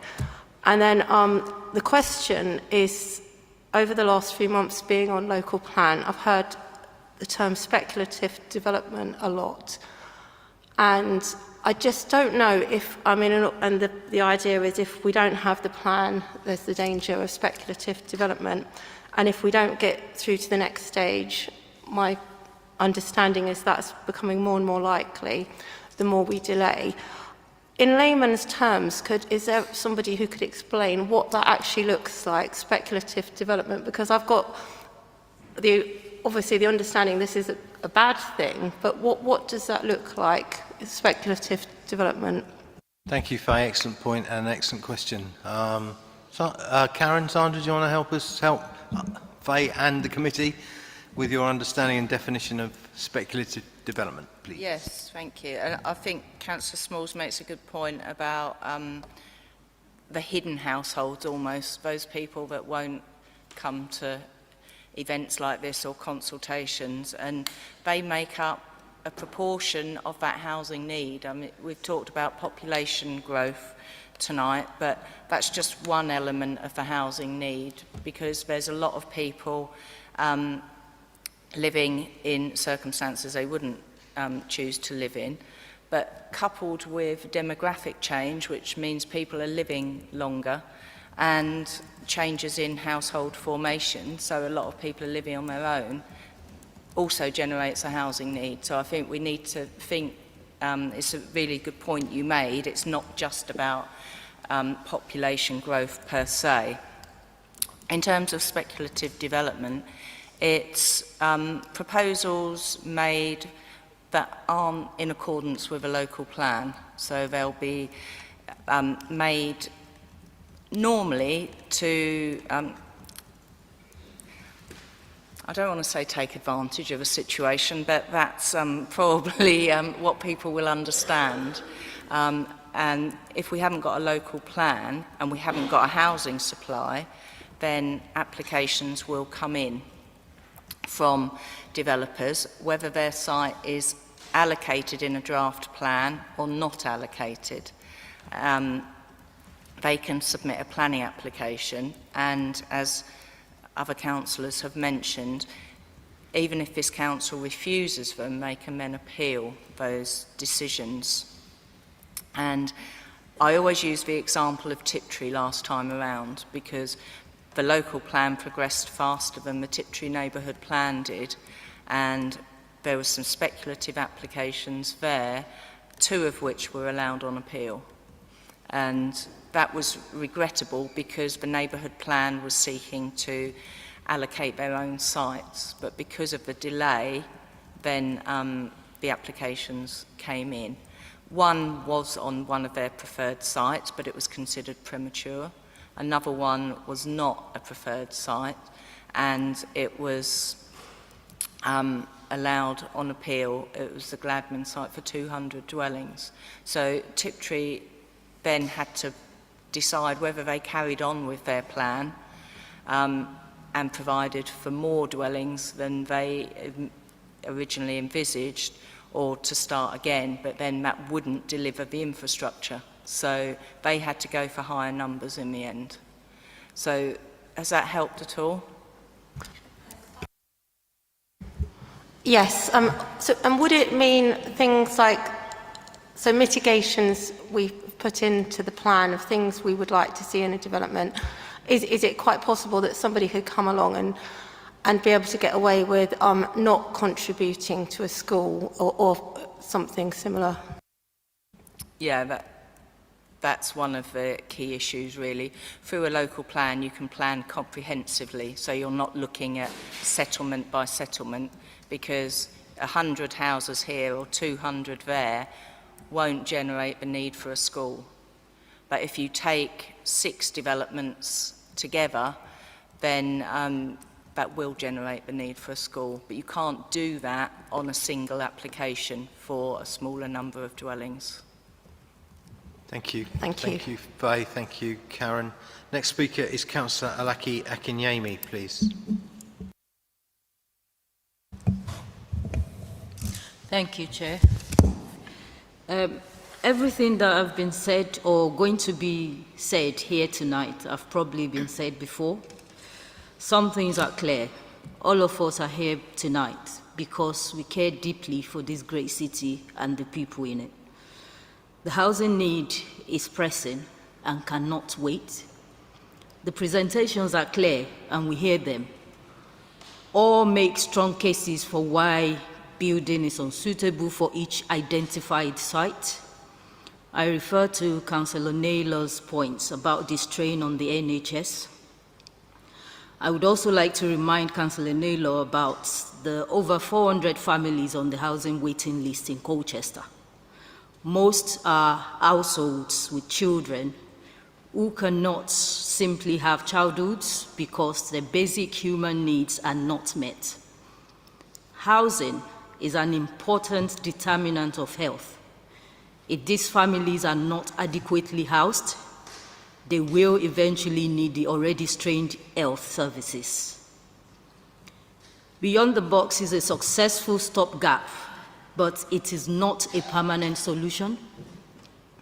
These local families deserve homes, their own front doors, without the fear of uncertain futures. Councillor Pearson spoke well. In fact, your amendments are fair, and I can say that I would like to accept them. However, I refuse to subscribe to you blaming housing crisis on migration. I know of working migrants, hard-working migrants, who were invited to the UK for work, but they're working themselves to death just to be able to afford their rent. They didn't cause the housing problem, they are victims of it. I do hope Councillor Pearson knows what no recourse to public fund is. Migrants are not entitled to benefits. Migrants are not entitled to housing support. The narrative that blames 5% of the UK population for everything that is wrong comes from those who want to divide and rule us, while diverting our attentions away from what matters, the questions we should be asking, so that we won't ask them. I hope such poisonous narrative does not permeate this council. The officers have worked really hard. They've provided clearance and answers to questions, concerns, all of which are available to us. Do we need to build? Yes. In the word of Councillor Mike Lambert, whatever decision we make tonight carries the risks. We can't avoid the risks. We've heard of where not to build. We've not heard of where to build. What is more risky is denying the public and local stakeholders the opportunity to make representations on this local plan and putting Colchester at risk of speculative development. Thank you. Thank you for that contribution, Elizabeth. I don't think there's any need for a response. I think we all heard that loud and clear. Thank you very much indeed. Councillor Smithson, please. Thank you, Chair. Thank you to everybody who's attended this evening. Your contribution is very much appreciated, and I urge you to persuade all of your friends and family and neighbours to get involved in the consultation process if this goes ahead. Reece, could you just move your... Thank you very much. That really helps. Thanks. Something I've never been accused of before is being too quiet. We need to hear your views and the strength of your feelings. I'd also like to thank officers for their hard work bringing the plan to this stage. I appreciate we've put an incredible amount of pressure on you to do more and more work. I think citing the case of Stockport is a little bit disingenuous. Stockport hasn't adopted a local plan since 2011, when it withdrew from all planning discussion and spatial strategy. 4 years ago it withdrew from those. It also hasn't progressed to a Regulation 18 consultation in the same time. It's committed to do so several times and then failed to do so. I don't think we're anywhere near that position at the moment, so I don't think it's a fair comparison. I do support sustainable development. I think we need houses of the right kind. We certainly don't need more 4-bedroomed executive houses in Tiptree. But no one wants to live in a soulless new build plonked in a field miles from anywhere, and then be expected to take a vulnerable mode of transport along a dark, potholed B road without pavements to do their weekly shop. And let's be honest, we're not going to put cycle lanes on the B roads running from Colchester to Tiptree, or Tiptree to Malden. It's not going to happen. I also don't believe that developers will provide the infrastructure we need, and this council lacks the vires to compel them to deliver it. If we did, we wouldn't have the situation where we're in now, where we have a deficit because we would have already asked them to deliver it, and we certainly wouldn't have a situation where a developer slows down construction and fails to deliver on Section 106 because houses aren't selling at a price they would like. We have that in Tiptree now. I'm not convinced we do need houses, as many as everyone says. There are over 1.2 million planning permissions already granted which haven't been started in this country. I'm very keen to know how many we have in Colchester, but appreciate you might not have that to hand today.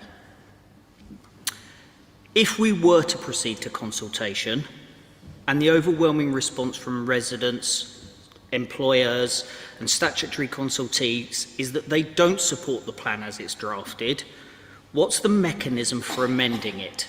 In practical terms, what do we need to do? To what extent does the plan need to change before we have to repeat Regulation 18 again? So will we be back here in a year's time having the same debate?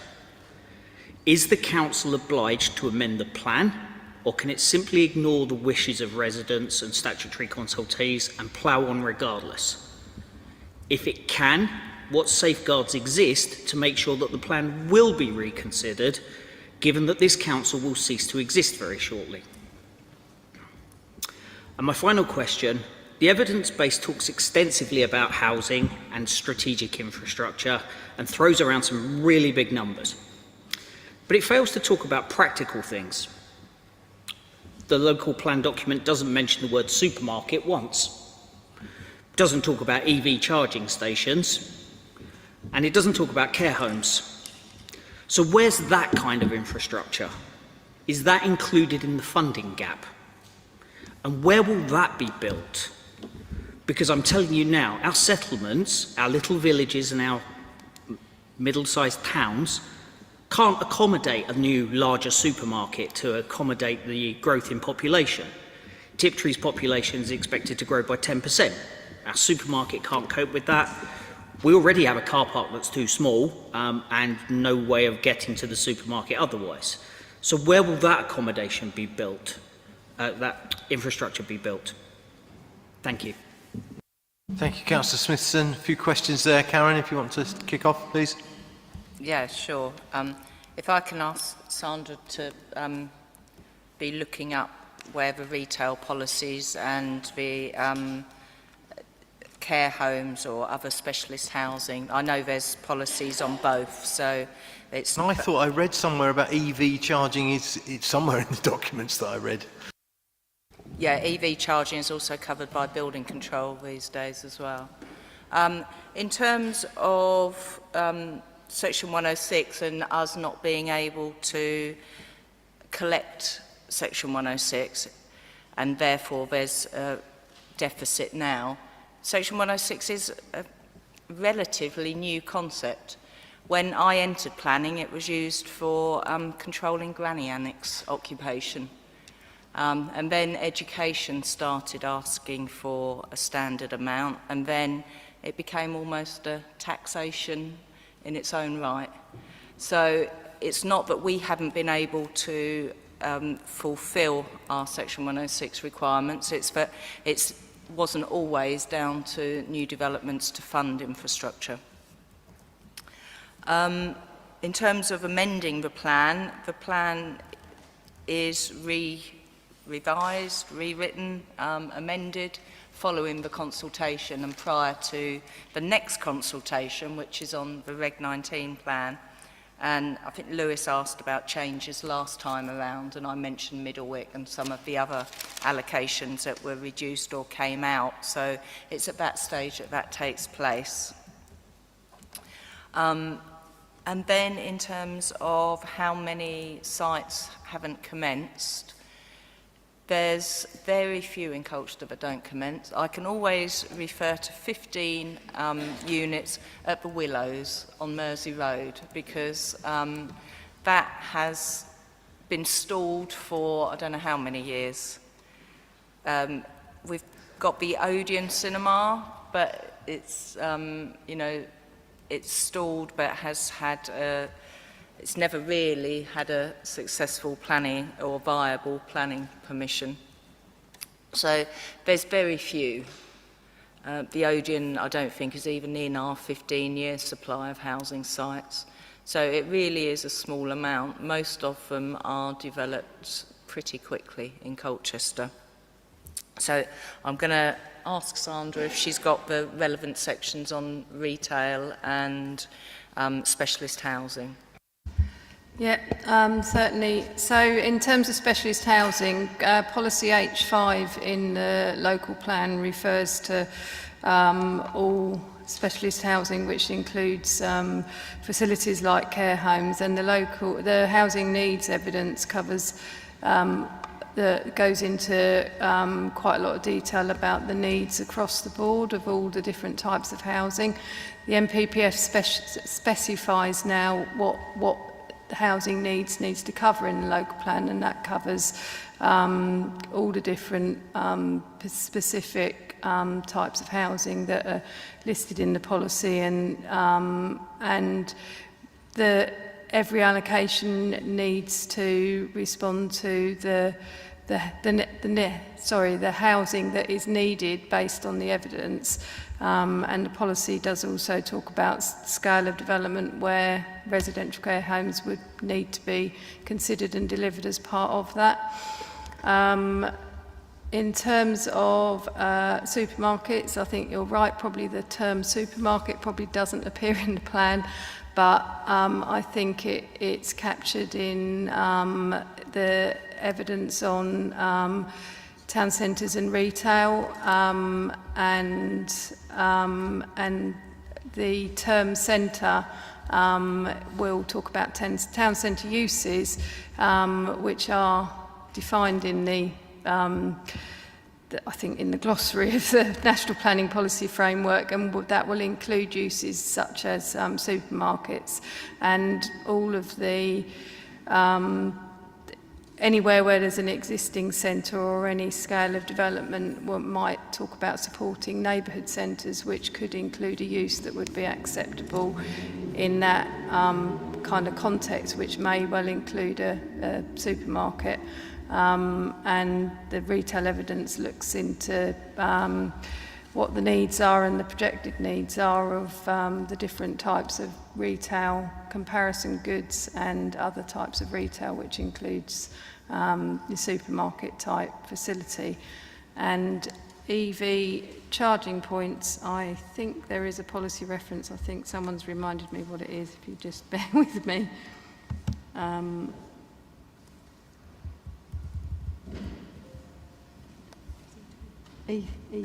PC, sorry, policy PC2 in the plan refers to provision for EV charging points.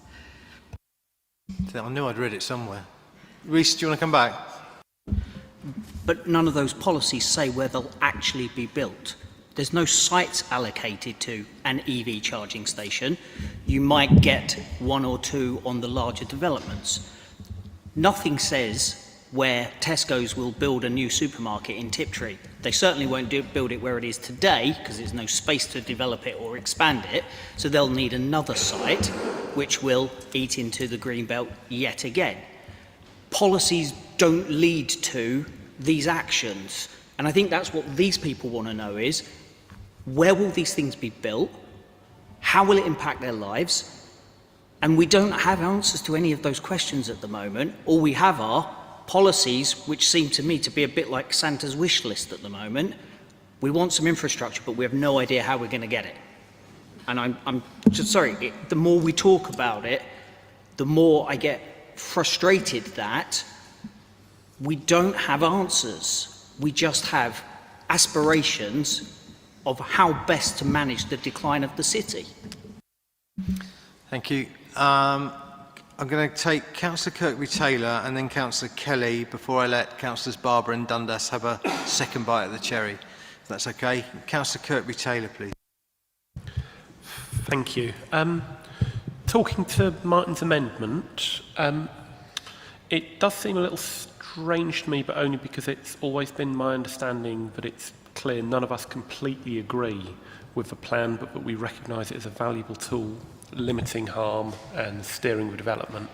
That said, if that isn't widely the understanding, then making it explicit can only be a good thing, so I am very much in favour of his amendment.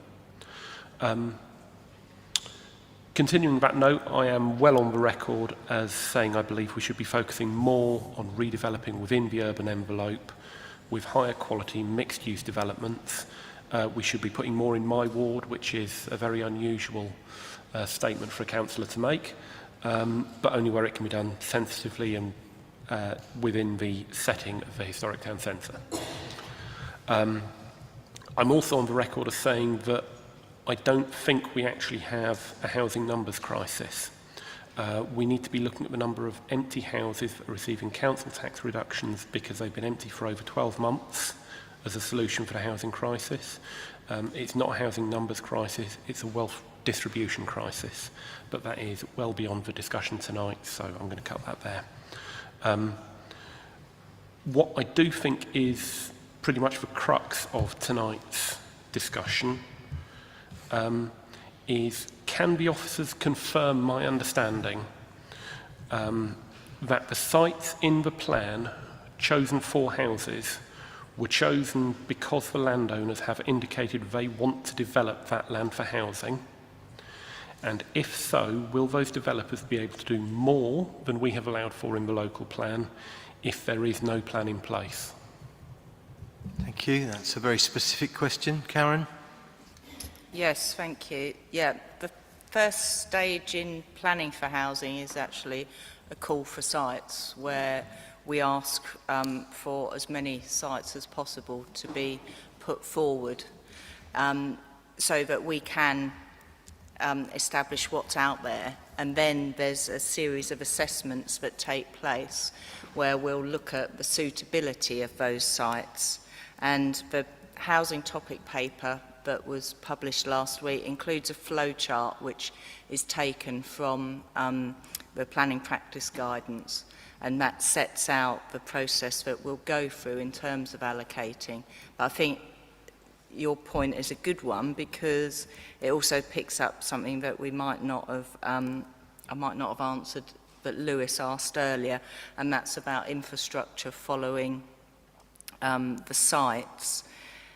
You can't work out infrastructure until you know what sites you're talking about. The best way to do that is through the assessment. And then if an application comes in that isn't in an allocation, then it could come in without infrastructure, which was something covered earlier. It could come in for considerably more housing units than otherwise it would if it was controlled by policy, or it could in fact come in for a lot less housing units than we think it's suitable for, and then that generates a need to find more land and more sites elsewhere in the area. So yeah, it's certainly the plan offers more protection on that front. Thank you, Amy.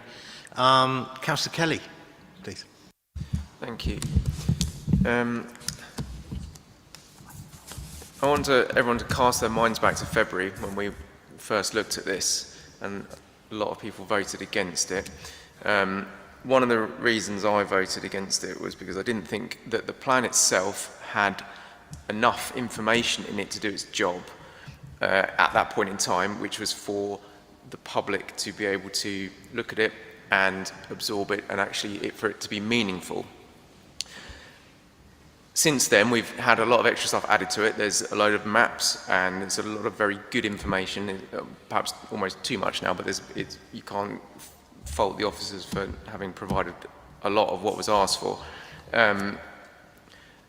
So the first thing I would ask is that all the maps that there's loads of really good maps. The transport maps, the infrastructure maps are made readily available so that anybody can find them without digging and digging and digging, because they are so much easier to digest than most of the rest of it.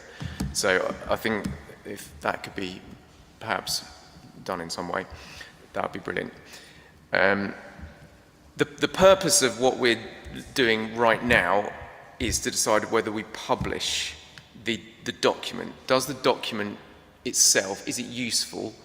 Does it serve its purpose, which is to trigger conversations, to get people thinking about it, to get engagement, and has it got sufficient information in it to be viable in that sense? And I think it does. I think it actually does serve that purpose quite well. Now, that's not to say that the content of it in and of itself isn't necessarily flawed, but I think the document provides adequate information for people to make reasonable judgments about what is being proposed. So in that sense, I think it's good and does that job. The fact that some of it's flawed isn't necessarily the fault of anybody here. We've already covered the reasons why it's flawed, perhaps. But that's beside the point. So, bearing in mind the purpose of the document, which is for engagement, I considered suggesting, which I'm not going to do it, an amendment to Councillor Parsons' amendment, which was to add, after it said a minimum period of 7 weeks, that we would also seek to achieve a minimum level of engagement with some level of statistical confidence with everybody who we would like to look at it, because quite often these things get put out either at the wrong time or just no one knows about it, and then you end up with 3 people seeing it, and those 3 people might be extremely knowledgeable and put loads of stuff together, but the wider population didn't see it, didn't have a clue, and like, oh, hang on, why are they building 300 houses here? I didn't even know about this.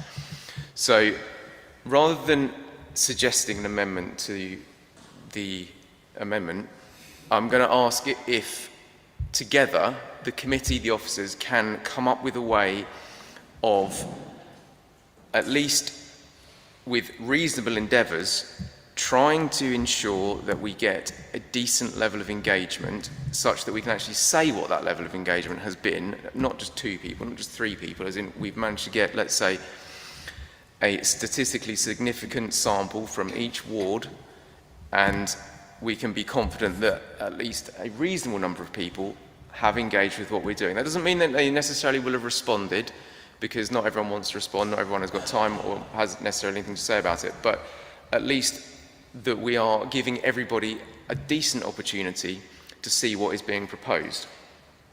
Which then takes me on to the next part, which is where this just confirming, and I think it has been confirmed already, the difference between the Reg 18 and Reg 19 bits, which is that once we move into the Regulation 18, correct me if I'm wrong, somebody, there is an opportunity for us to then discuss and change it if there are flaws, which there are, if there's anything we can do about it.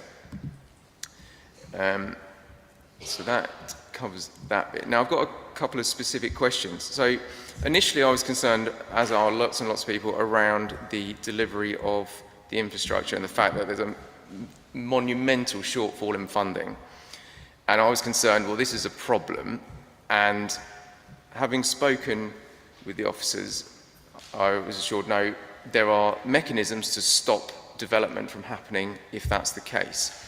So I found it myself, and I was going to ask what it was, but I know what it is now. It's this bit called ST7, which is Infrastructure Delivery Impact Mitigation. I'll just read it out.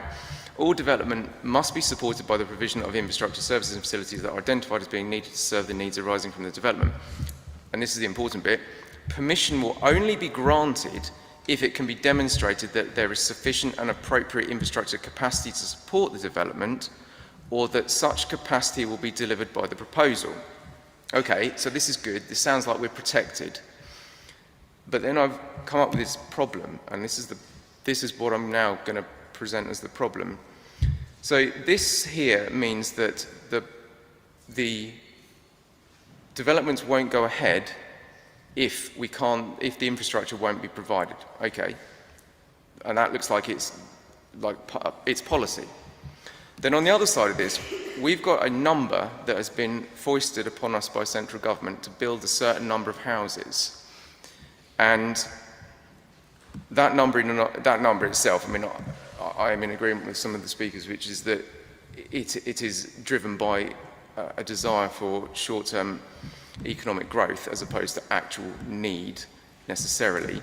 Therefore, if we have the driver behind the building of houses is to demonstrate economic growth, and therefore we must build them because we must, then what happens when we miss our targets because policy ST7 prevents the development from happening? We don't do it, and then central government says, you've missed your target, now we're going to make you build the houses. This just seems like a logical impossibility, because they're going to make us build the houses, but we're also saying, but you can't build the houses. So where are they going to be? And then what happens in that context where there is no infrastructure to be delivered, because we've already said that there isn't any, therefore you can't build them, and then central government comes along and says, you haven't built the houses you need to build, now you're going to build them, wherever we say, or wherever the speculative development is, perhaps. So my question is, what happens in that context if the 21, so we've got a shortfall of 8/13 of the infrastructure budget approximately, and we need to build 21,000 houses. So based on that, we're not going to be able to support 8/13 of 21,000. I can't do that in my head, but it's going to be it's more than half, isn't it? So that would mean about 13,000 houses we can't support because we haven't got necessary infrastructure delivery, and the government's going to say you've got to build them anyway. So what happens? Yeah, made some excellent points there. I don't want to lose the point about the maps being made available. I think that's really important because it is a real visual way of showing the public where the housing is and what the local plan is suggesting. So I think that's a really good point. Karen, could you address some of the other points, or all the other points that Councillor Kelly's made, please? Yeah, I think the main comment was around, or question and issues was around delivery of infrastructure and what happens, which is a good point. If we say, no, we're going to refuse planning permission because you're not delivering infrastructure, and then we haven't got a housing supply and haven't met our housing targets. But this plan is different to any that I've ever worked on before, and I hope I can reassure you that there's been more viability evidence on this plan than anything that's gone before. All the strategic sites have been looked at individually, and the site promoters have been engaged on that work with our consultants. Now, the Reg 18 consultation is also an opportunity for the site promoters to make comments as well. And if they come back and say, respond to the consultation and say they can't deliver the infrastructure, then those sites aren't deliverable and they might have to come out of the plan and other ones go in. It's as simple as that. So this is the opportunity to test that at this stage and make sure that we do have sites in the plan that can deliver the required infrastructure. And the only way we can test that is if the Reg 18 goes out to consultation. Sean, do you want to come back? Yeah, sorry, but would you just humour me? And in the context that we did fail on the basis that the infrastructure wasn't delivered, what would happen? What would the government do? Would we end up with houses and no infrastructure anyway? So we've had examples of some of our neighbouring authorities not meeting their housing targets. Could you tell Sean what has happened in reality to those authorities, please? Yeah, that's where speculative applications are more likely to succeed and more likely not to have that infrastructure provided, yeah. For the reasons I outlined earlier, that individual applications don't provide the quantum of development often to justify infrastructure. So a planning inspector might consider the infrastructure requirements, but only in relation to the site and the planning application that's in front of him or her. So it would, you know, like I said earlier, there's certain thresholds and, you know, you can't ask for a new school based on a site of 100 units. The health authority don't seek contributions. I think it's below 50 units. Education, I think, is below 20 or something like that. So you start losing out on an awful lot of infrastructure when you're dealing with individual applications. The other way we think we've seen local authorities penalised by governments in the past is that their housing number requirement goes up even more. So Colchester has been very successful in meeting its housing target. Some of our neighbours haven't, and now we've seen that their housing targets have gone up by even more than ours have. So there are a number of ways the government can penalise local authorities for not doing it. I know it seems unfair, but that's the fact. I hope that answers your question, Sean. Okay, we're going to, if that's all right, we'll move on. You can always come back. Just the consultation point. Lindsay, do you want to? I just wanted to about the consultation. Touch on the non-amendment part was the only other bit which I wanted to just mention around how we could make... Lindsay's going to address that now. Okay. Yeah, I mean, I think there is absolutely a shared desire to get as much engagement on the plan as possible, and I think We've heard some very high quality contributions today, but clearly we want to extend the engagement as far as possible. It's possible for us to track levels of engagement as it goes through. Some of it is easier to track than others, but we can certainly do that. We're used to doing that on our consultations and on reporting that back.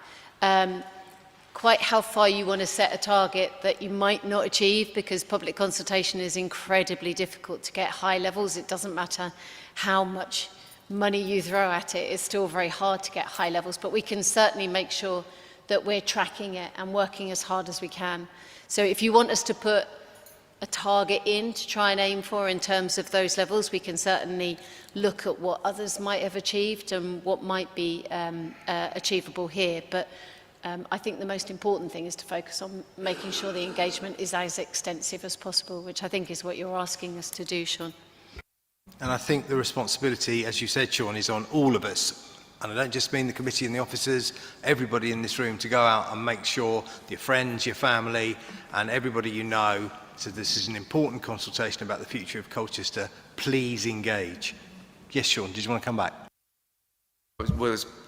Could we keep some sort of record as to what level of engagement we got on a per ward basis, so that if there are any obvious gaps, that we could do something about it, and therefore we could perhaps see that, then I don't know when the next committee meeting is and how that aligns with the next stages of this. Yeah, we will do it at meetings and between meetings as well. I think if we keep on track about how much we're getting in terms of consultation, then we can have a discussion about what more we can do to up that level. Thank you. I think you've made some great points there, Sean.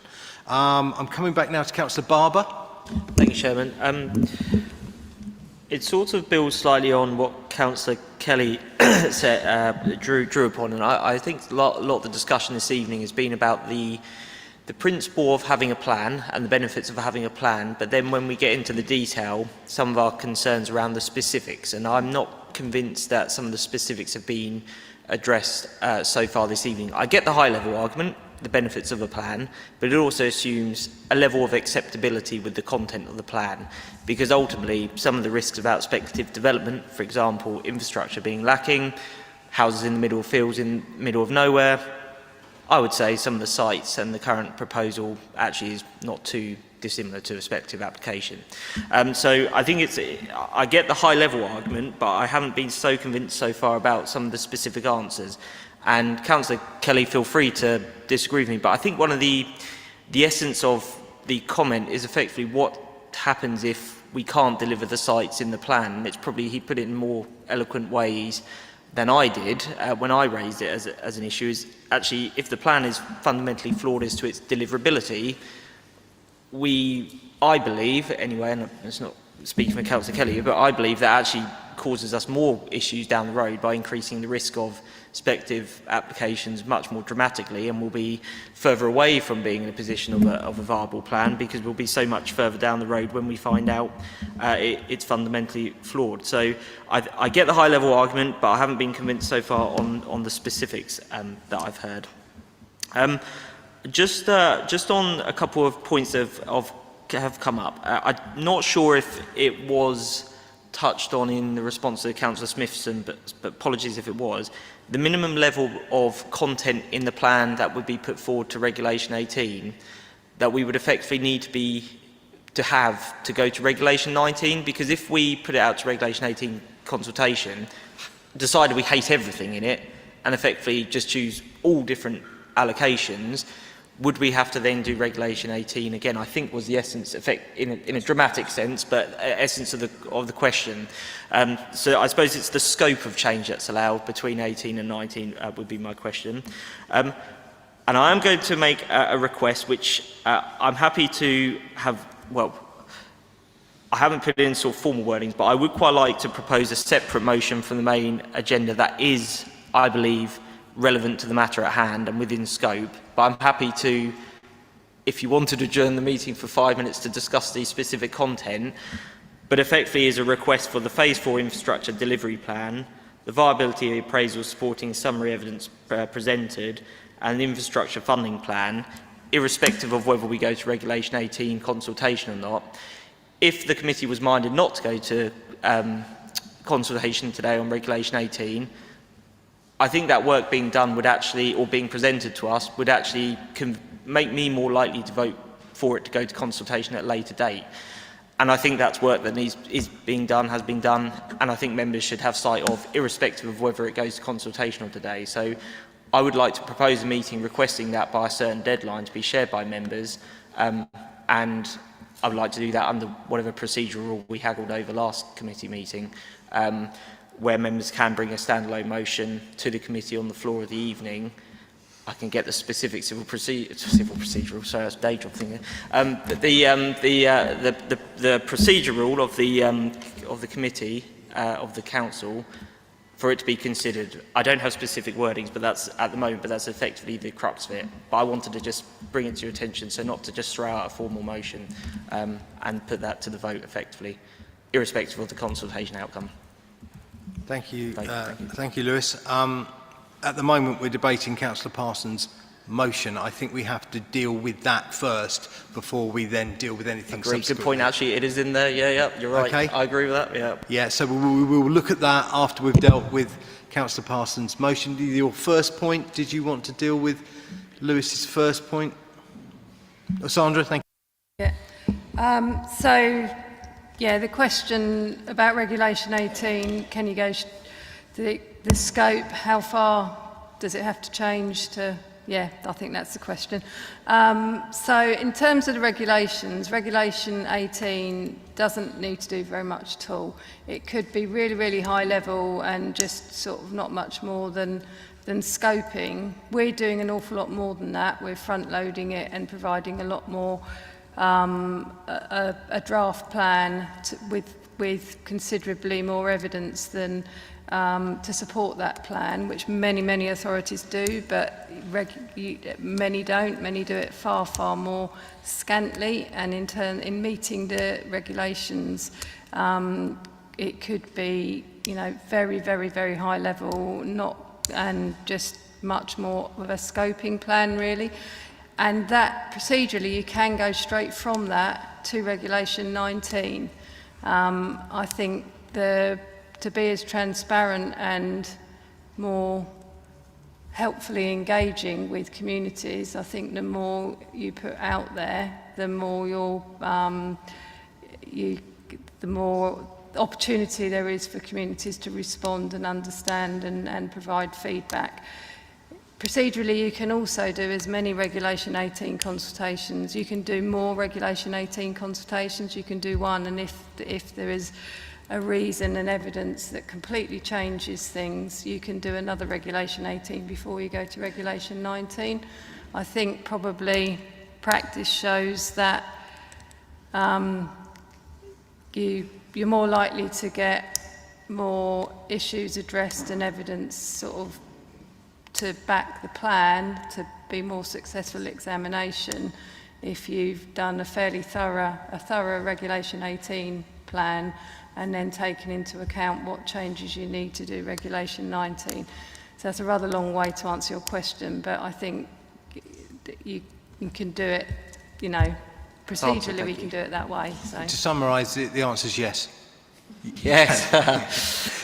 Thank you, Sandra.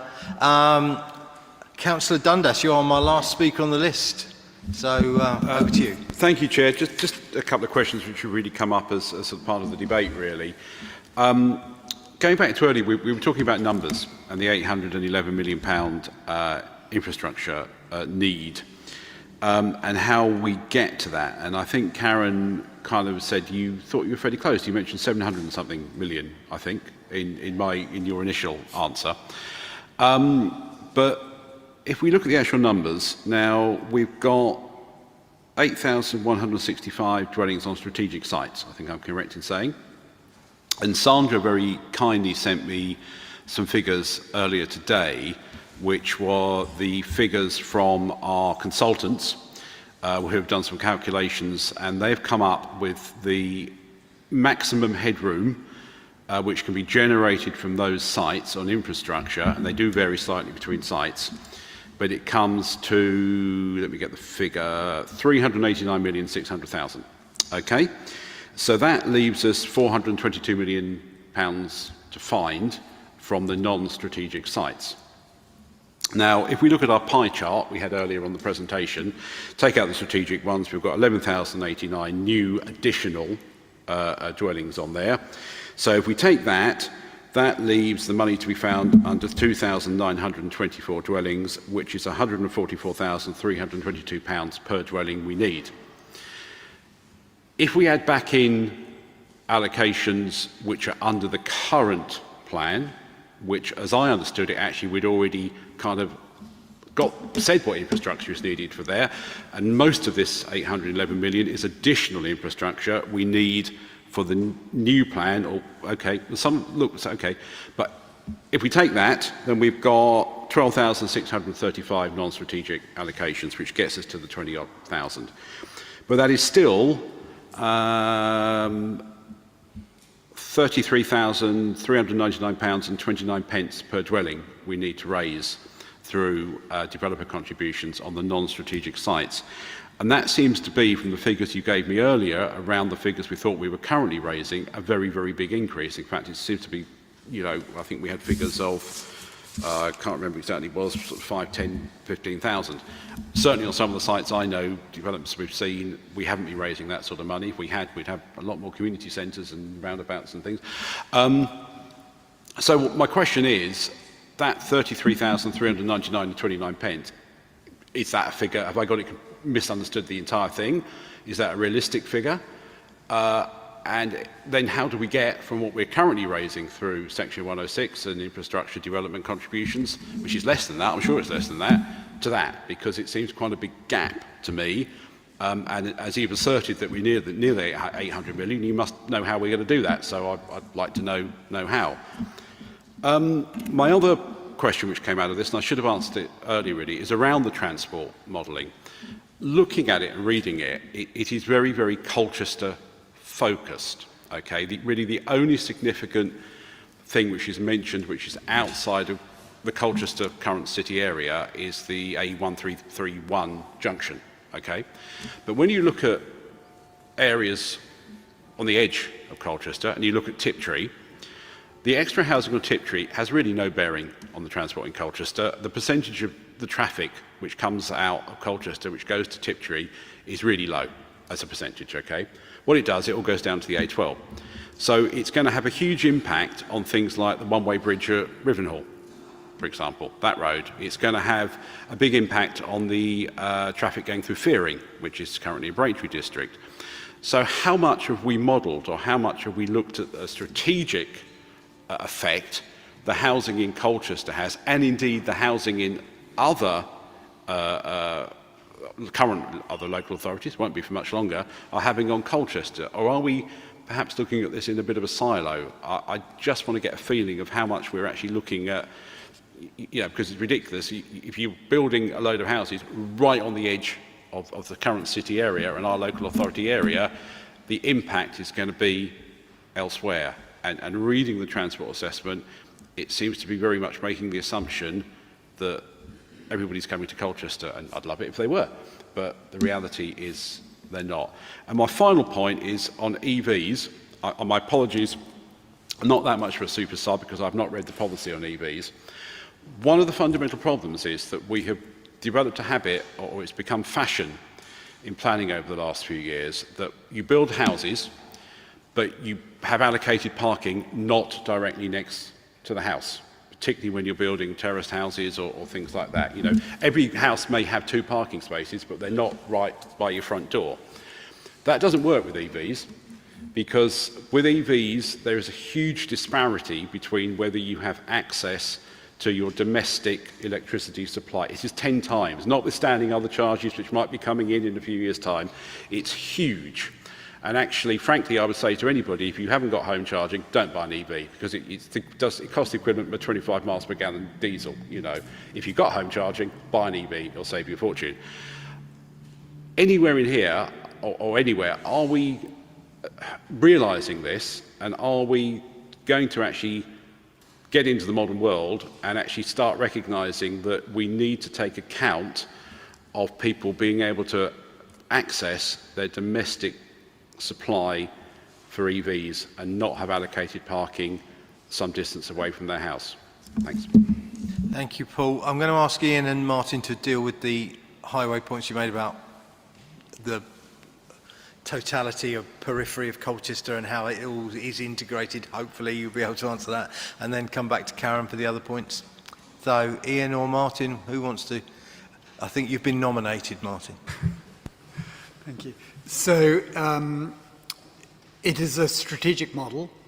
It the area of detailed modelling covers large parts of North Essex in its entirety, stretching from Braintree, including Colchester, including Tendring. But the model also includes surrounding areas, down to Chelmsford, for example, and further afield. When we look at the impact of the model, we always look at the wider area. Yes, we have focused in on Colchester in the evidence because that's where the biggest, the more severe impacts were that we needed to find ways to mitigate.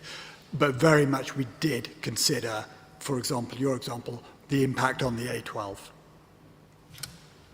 Thank you. Karen.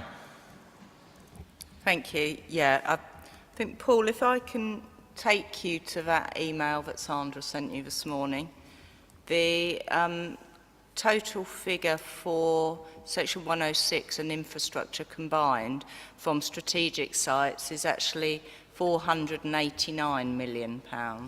It's above the table. Yeah, so it is, and I must admit it did confuse me a bit. Yes, it's not worded well. But then it says the consultants have also done some calculations. So it's rather implying the consultants disagree with your calculations. The exact wording, the consultants have also done some calculations based on the absolute maximum headroom that these sites have, which totals 389,600,000. So have we got two figures and there's a slight disagreement between what we think we can raise from them? They're all their figures. This is how it was presented. I've taken it to read the 389 because that 489 million is made up of Section 106 and £25,000 per plot and infrastructure costs of £35,000 a plot, giving a total of 60. So I think one of those figures they're saying could be uplifted to give 389. So you either take out I imagine it replaces the 285 or almost 286. I haven't done the calculation. But the baseline figure is 489 and could be more than that, could be another 100 million, depending on what that figure is instead of. We'll try and get that clarified, can we? Yeah, just to make sure that we know what we're talking. We can't do it tonight, obviously, but we'll get that for you, Paul. But the EV, Sandra? What? It was about design, wasn't it? And parking courts. Yeah. So Two spaces, and they can be. It's no good to have two parking spaces if you've got an EV charging point because you've got to get it. Yeah, very long lead. Yeah, thank you, Chair. Yes, there are proposals for off-plot parking, including in the case of terraced houses, cables that actually you will be able to feed through a conduit in the footway and charge your car on street and then pull it back into your dwelling. So there are a number of governmental schemes and emerging designs that will allow people without on-plot parking to nevertheless have EV charging at home. Interesting. Yes, developing technology, eh? Thank you, Simon. That's really helpful. Councillor Kelly, you just wanted to come back quickly here? Yes, thank you. So this is still, sorry, the same bit. So I'm presuming that of the sites that we've got and the proposals that are floating around and the high-level ideas that people have got, those that were able to deliver the necessary infrastructure would be favoured first, presumably, and then those which look like they can't deliver the necessary infrastructure because there's no money to do it would be pushed further down towards the end. And if, let's say, I think you mentioned that a developer could go, actually, we can't do it, this is no longer viable, how easy is it, and at what stage in the plan or in the process, can a site be removed and swapped for another one? So let's say we conclude that this site, you can't do it, the water company aren't going to put enough sewage treatment in, it's just, that isn't going to work. And then at that point we go, okay, well, you can't build here, you just can't do that.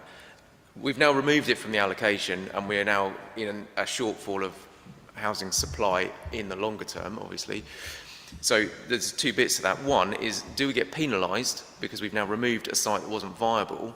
And how do you go about putting a new one in, given that the plan has already been effectively ratified or, cast, or however you'd put it? Karen. The period between Reg 18 and Reg 19 is the best opportunity to move sites in, take sites out before it gets to the inspector. But in hearing sessions, there's likely to be consultants saying their sites are better and that they should be included. So we would want the confidence of the sites that we've included. We'd need the assurance from those promoters that those sites are viable and are deliverable, and they will want to satisfy the inspector as well that that is the case. So that's the best opportunity to do that, really. Okay, so just final question then. So therefore, for people who would like to get their sites removed, is that the time for them to come along and argue their case? The Regulation 18 consultation is the opportunity to put forward evidence. And, I can't say because 2,000 people turn up or send in a representation saying this site should be taken out, but it will be taken out because everything, as you know, has to be based on the evidence. So if there's good reasons, and you used the example of sewage capacity, which is a possibility, then that's the sort of evidence that might justify a different approach. Thank you. That's very clear. Thank you very much, Sean. That's a good question. I'm going to move to the vote. We have Councillor... Now, I've got to do this procedurally correctly. So we're going to vote on Councillor Parsons' motion. If it's passed, we then have to vote again because then that becomes the recommendation. If Councillor Parsons' motion falls, we'll then have to vote on the original recommendations. Has everybody got that? So we're going to have two votes, basically. Is it a procedural question? It was actually just clarifying. Are we voting whether to amend it or not? Then, if the amendment's passed, we're doing another vote. Is that correct? It's like at full council where we agree an amendment and then have the substantive motion. It's very confusing at full council. All right, so we have to vote on Councillor Parsons' motion. That then becomes the recommendation. Basically, we have to vote twice. Is it procedural, Councillor Parsons? Yes, it is. The question is, do I get to sum up? No. But not here. Do you want to? Yes. Okay, then I will allow you to. Thank you. That's extremely. Now is your opportunity. So I think where we are all agreed is that we're over a barrel. We're between a rock and a hard place. We can use whatever metaphor we like. I use the metaphor of we're on a road to a continuous traffic jam with the plan we've got, or it's the turn-off of not approving it, going to consultation, is going over a cliff. What I would say to people who are considering not voting to put it out to consultation is, number one, what we've heard is that we're less likely to get the infrastructure because of piecemeal development rather than coordinated development. Secondly, in terms of viability, because the rural sites are more viable, and the houses sell for more, we're likely to shift development from the urban area to more happening in the rural area. I would also say that what we've been told is that the whole planning laws under which this is judged will change after December 2026, and we're already on a tight schedule. So if we delay, we're not looking at a little delay, it's a disproportionate delay.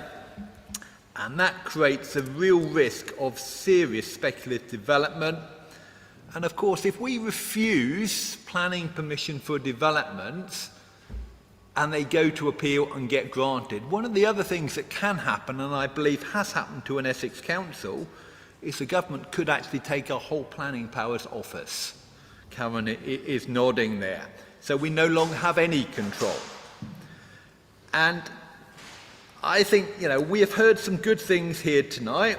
There's been some positive suggestions, tracking engagement in the consultation by ward, having those maps easily available to improve engagement. I think Councillor Kirkby-Taylor is probably now going on to everyone's Christmas card list for suggesting that there should be more housing than allocated in Castle Ward. But the bottom line comes back to, are we going to try and do something that's ideal, that could make things much worse, and is probably likely to make things much worse, or are we going to give our local residents the chance to have a say on what we believe is not the greatest thing, and we do it almost through, well, we do it through gritted teeth, because I don't think anyone really here wants huge housing developments in their ward.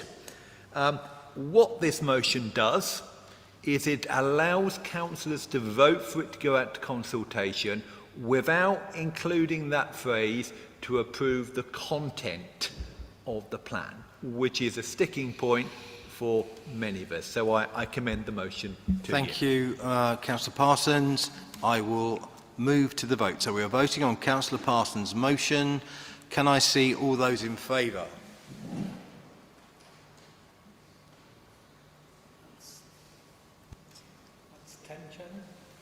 And those against? And those abstaining? So that is carried. That now becomes the recommendation to the committee. So again, can I see all those in favour? Please show.